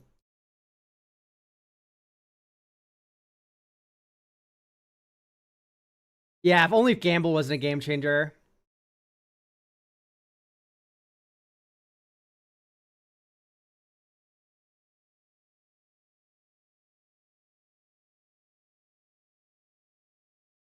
Probably not reckless handling. What can tutor this Phoenix into the graveyard? Search, library, graveyard.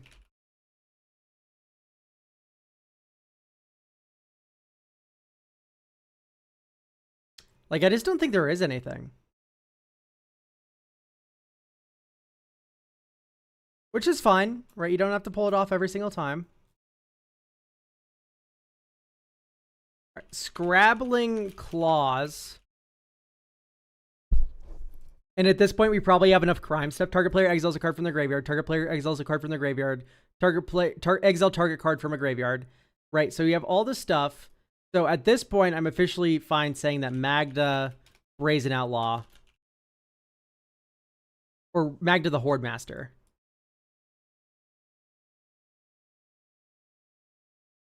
is a good piece of ramp.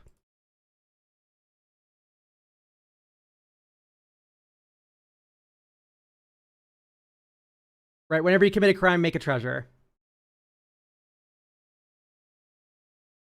And then we can also rock the we have shenanigans. What's really fun with shenanigans is you do liquid metal coating or torque. Right, nice little ramp piece, but also works with all your artifact removal. Playtest. Draw. Mistfield Plains tapped. Next turn. Radiant Summit. Perpetual Timepiece. Wait! Chat.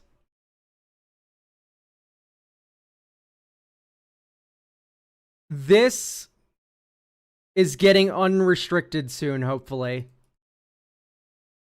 If a card would be put into enchanted player's graveyard from anywhere, instead that card is revealed and put on the bottom of that player's library. Instead, oh, it never goes to the graveyard. It doesn't reshuffle by the graveyard. Womp womp. Never mind. Don't change the hybrid mana rule. It sucks.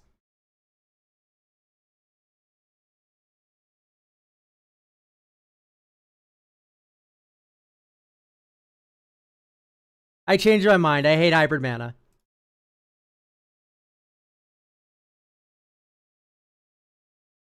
Discard up to 2 cards, then draw that many cards. We'll discard land and draw 2. At least Pinnacle Monk kind of has some fun stuff going on. Draw 2. 1, 2, 3. Scry 1, then draw. And let's tap not like a moron. Scry 1, then draw. Discard up to 2 cards. Then draw 2 cards. Beginning of our upkeep, we return this. Bolt this in. Let's just drop Quint. Whoa, Nelly.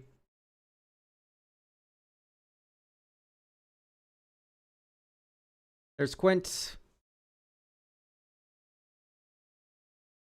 Next turn, Elegant Parlor, Surveil 1, Anger. Eagles of the North. Type Plains, get Mistvale. 1, 2, 3. Flage.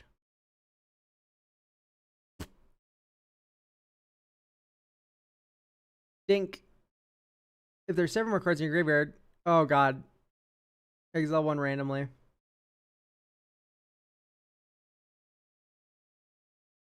Oh my god, hang on, sorry chat. Move all to hand. Discard a card randomly. No, it exiled Anger!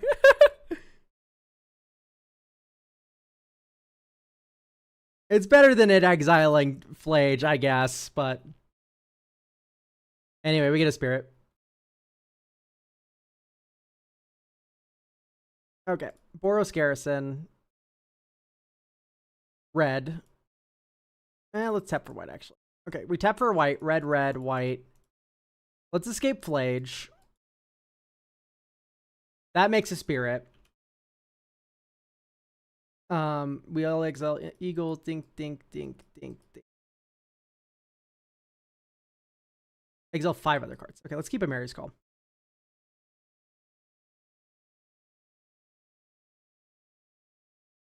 Then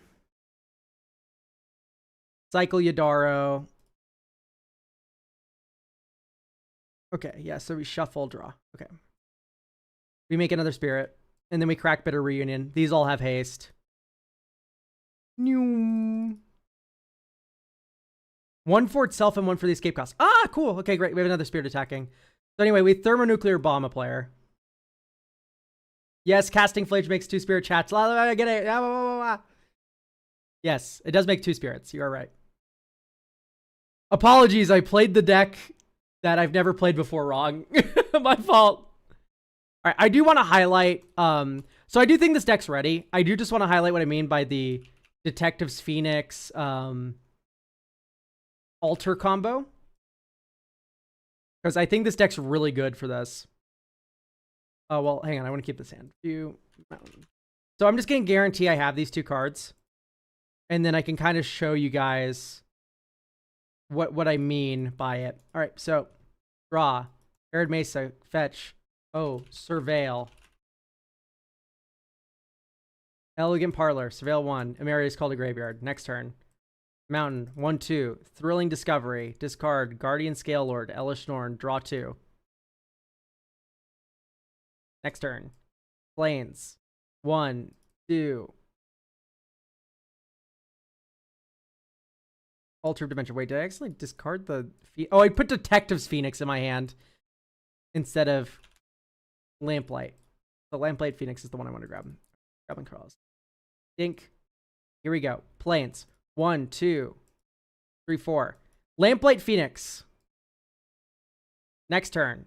Ash Barons. 1, 2, 3, 4, 5. Okay, it's turn 5. Get ready for this, chat. I don't know if any of you have seen this combo before.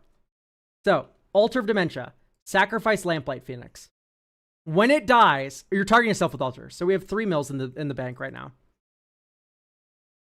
When this dies, you may exile it. I will. And we'll collect evidence 4. We make a Spirit because of that.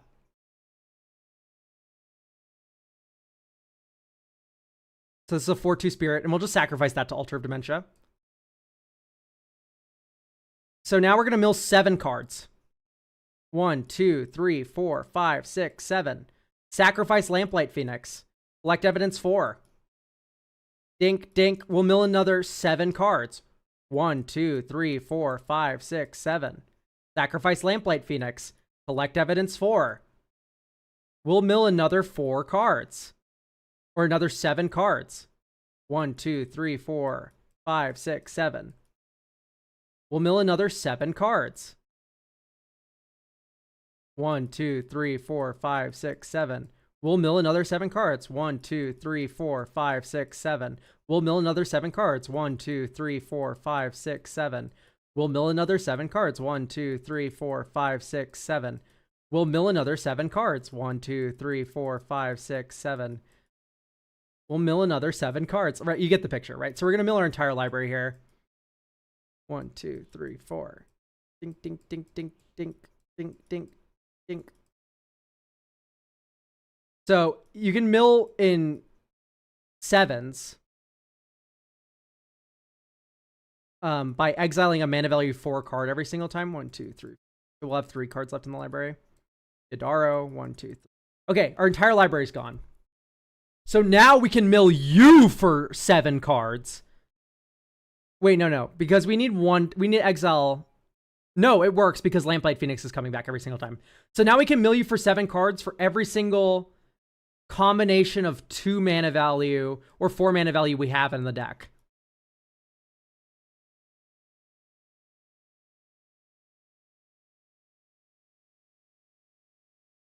So for every one of these cards, this is a mill for 7.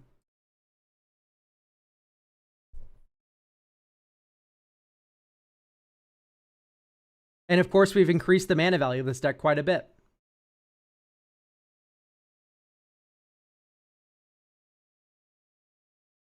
You could keep the spirits, but you mill 3 every time instead of 7. But I guess what you could do is you could go like, okay, wait, hang on. You could go, wait, hang on. I missed on that Phoenix mill, so I'm gonna also sack this thing or whatever. But yes. Either way, it works. It's funny. Because like if you mill over anger, which you will, because you mill your entire library, all those spirits have haste.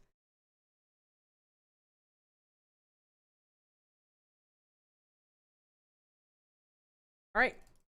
Lastly, we have Dylan, who claims they'll be present at the stream. That is a lot of creatures. I'm excited to see what's going on here. Do we have Dylan? I am here. Okay, great. Deck's game plan is abusing the fact that Plarg's activate ability is a non-legendary Cascade 3 to put a bunch of tokens on the board with early legendary cards. A bunch of tokens on the board with early legendary cards, then try to use Plarg's ability on turn 6 to 7 to put 15 to 20 cards on the board at once, killing through impact tremors.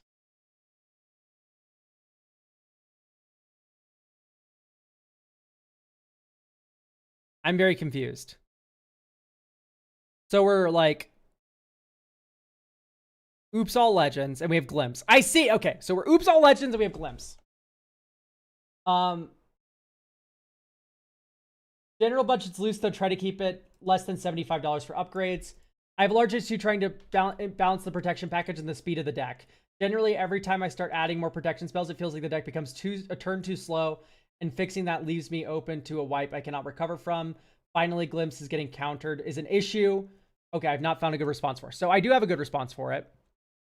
So we can't run cheap versions of that effect, but you can certainly run other silences that are legendary. So Ranger Captain of Eos is off the table.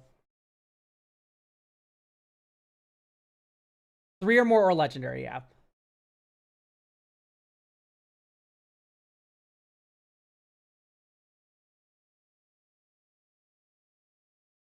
I like the Boromir.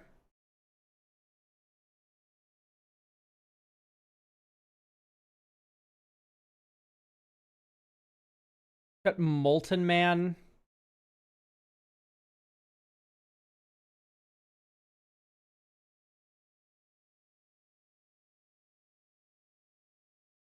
That's funny, but no.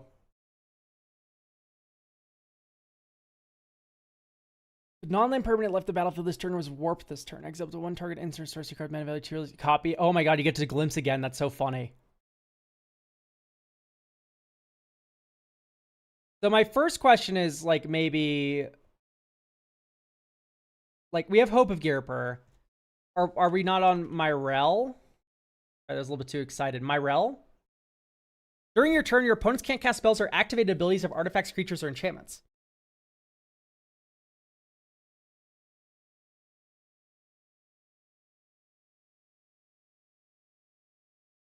Oh, Monkey Cage is so fun in this deck. Wait, chat. This deck rocks. I should get that. Forgot about it, honestly. It's perfect. It just stops you from being countered. Can't be countered. Type creature.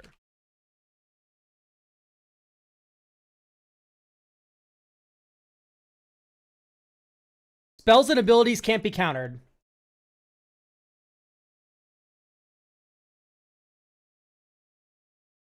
And it's legendary. Spider-Punk saves the day. That was mana value 2. It's legendary! It's legendary! You're allowed to run it. Reveal the top cards of your library until you reveal a non-legendary, non-land card with mana value 3 or less.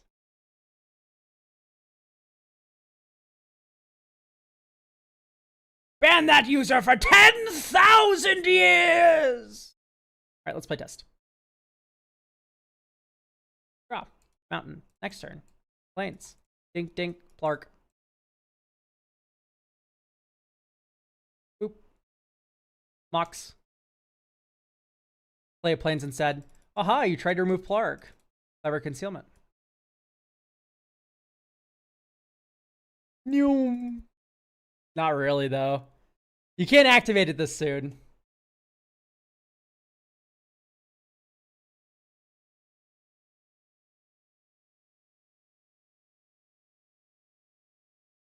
Okay, early game drops or lands that make tokens.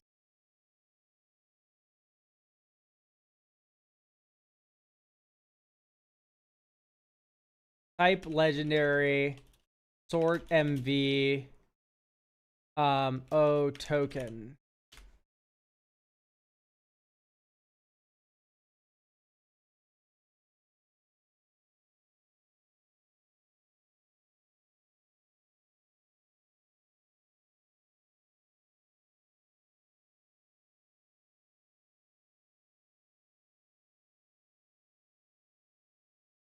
To put back their keep also fetches, in case you want to know, huh?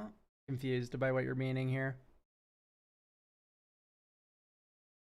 Whenever a player attacks one of your opponents. Whoa, that sucks.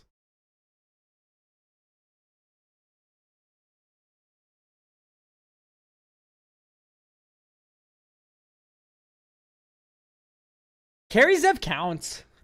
You move to combat, you attack with Kari Zev. Wait, can you only source read this? No, you can do this whenever. So Kari Zev, move to combat, swing with Kari Zev. That's a 2-for-1 creature.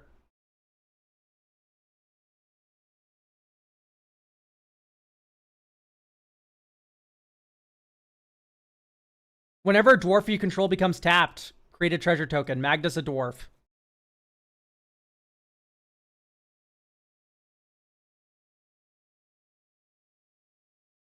Tatar is also a dwarf.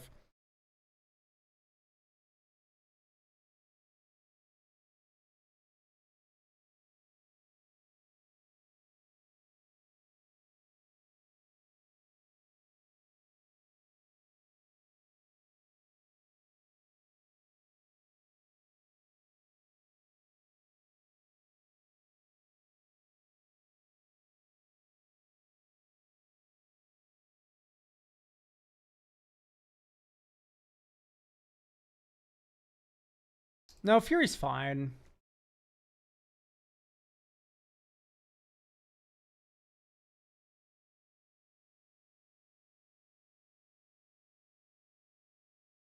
I think it's sadly Enduring Courage.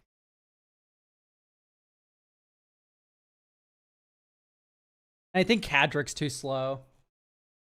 Yeah, cast Fury. Yeah, exactly. That's why I didn't cut Fury. Yeah, Fury's a free card. I was like, yeah, Curry's pretty great.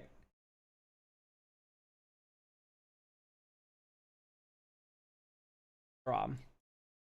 Ragavan.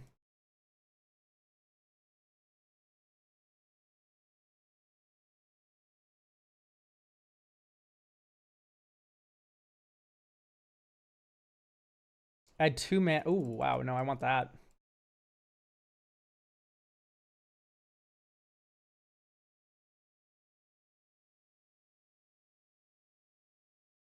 Ghibli!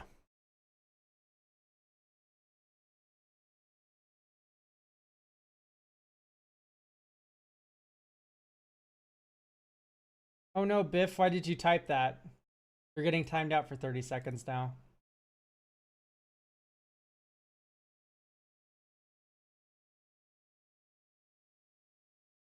Okay, now we go 1, 2. Boop. Larg. Gimli gets +1/+1. Dink. Treasure, treasure. Next turn. Spend this mana only to play legendary spells. So sadly, that doesn't work out very well for us. White. Dink. 1, 2. Dink. I mean, maybe at this point you just go, fuck it, we ball.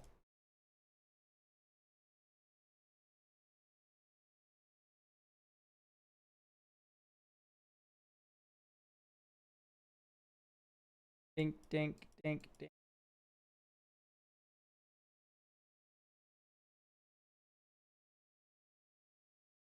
Come on, Glimpse. Glimpse waiting room.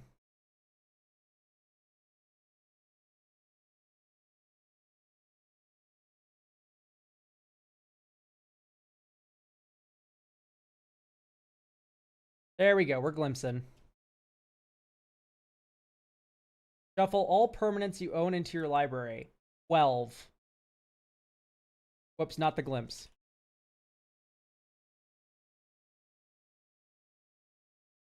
One, 2, 3, 4, 5, 6, 7, 8, 9, 10, 11, 12. This is in the command zone. Okay.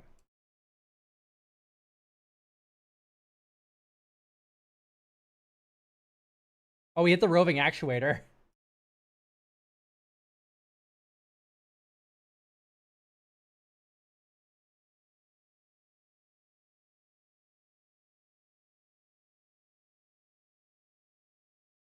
Okay, so we're going to do this again. We have +1 token because of cat. Exile up to 1 target insert source of mana value to your graveyard. Copy it. May cast it. So we're going to copy this, cast it without paying mana cost. So this is another 12 flip. 1, 2, 3, 4, 5, 6, 7, 8, 9, 10, 11, 12. Franco.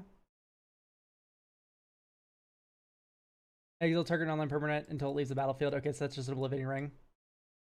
Wow, we did not hit a single impact tremors. Can you believe that, chat? We do make a fuck ton of monkeys, though. 1, 2, 3, 4, 5, 6, 7, 8, 9, 14, 17, 20 monkeys, which don't exist. There's not a monkey token for this.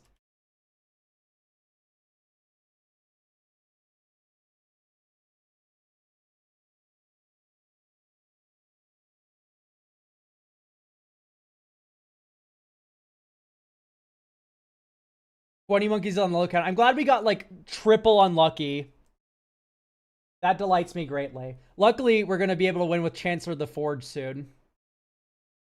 I don't even remember if I played a land drop this turn. I think I did. A Johnny's.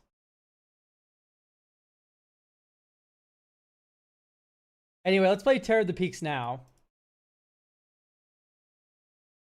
The Taru draw a card. 1, 2, 3, 4, 5, 6, 7. Chancellor the Forge. Kill you all. Or we'll kill one person with Terror of the Peaks.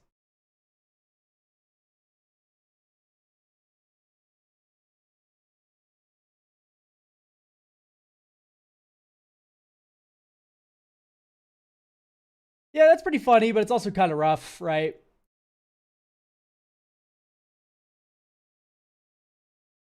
Mana value equals 4 whenever...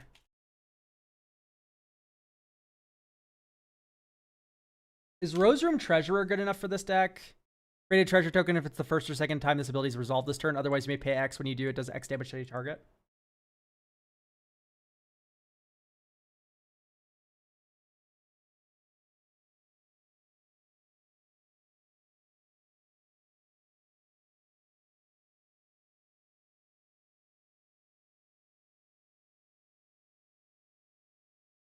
I don't know about it either, but like it's probably okay. I think it's worth a shot, like testing it out.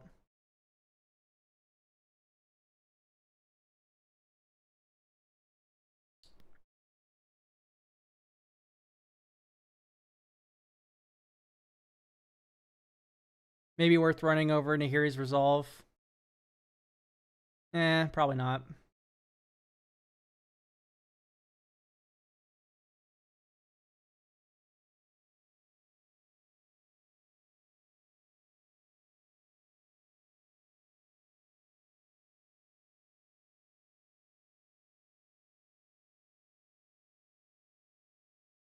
I'm surprised we did not hit a single impact tremors that game.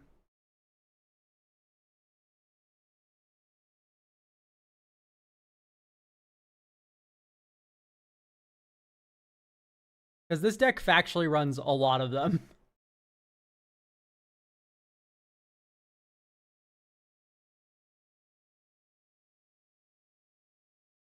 Probably like, oh no, not a Neem. It's probably an Offenza. But she's so good. No, Nightmare. I have to think. Fuck, I hate thinking.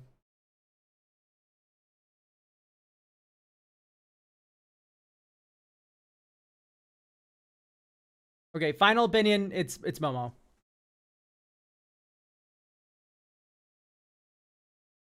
Over the top. Each player reveals any number of cards from the top of their library. No, probably not. Because shuffling lands is part of what makes this deck so strong, because you get 5 extra looks at stuff.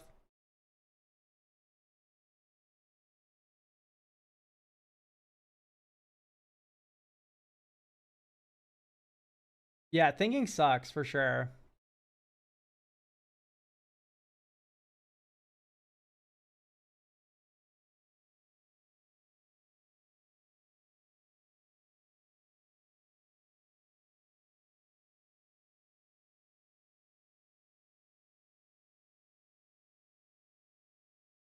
Right, well, let's try this again.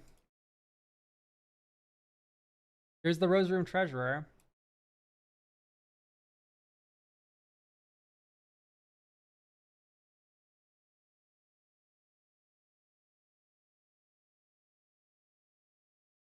Misfail Plains 1, 2, 3, 4. Myrel. White. Skrelv. Add token treasure.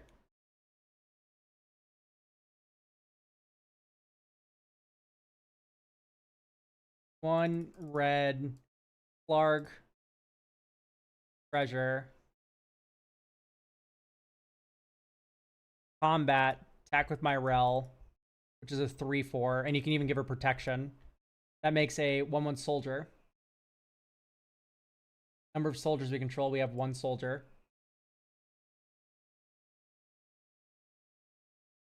Next turn, attack with Myrel again.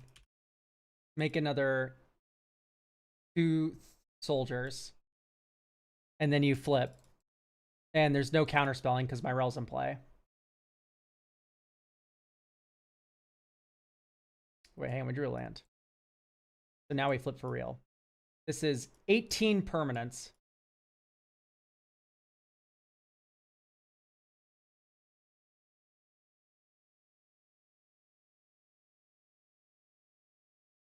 There's Glimpse.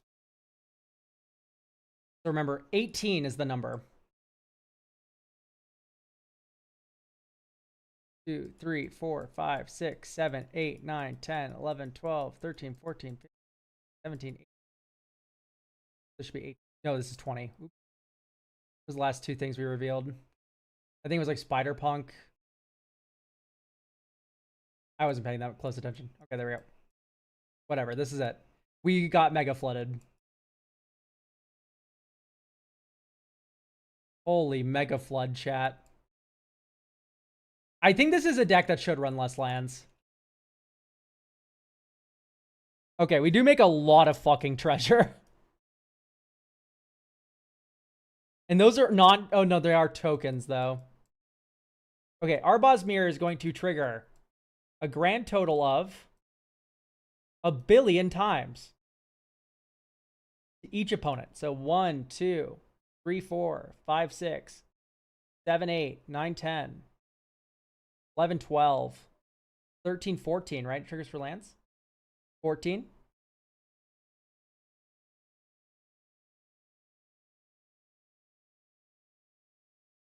Yeah, one of the lands is legendary. Pinnacle Monk gets back Glimpse. You get more pings. How? Cast the Chancellor, don't you get more pings? What part of Chancellor is a legendary card? I mean, we get a lot of treasure.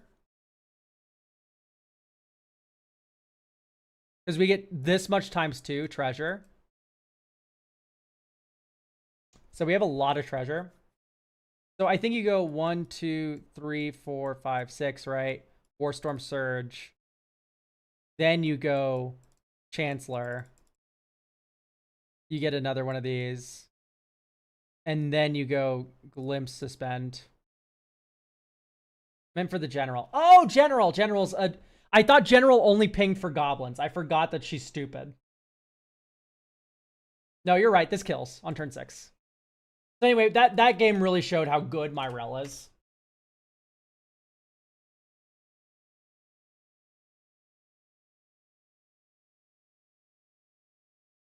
All right. I'm pretty sure we only have 1 slot left. So for next week, we only have 1 slot left. Can you post the link for the Quintorius deck? You didn't drop it in chat. That is my bad. Okay, so we only have 1 slot left. This is the last week that deck reviews are $35. They're going to 40. This is the last $35 slot. So make sure you get it. Because after this, they're going to 40. But YouTube, that's going to do it for us.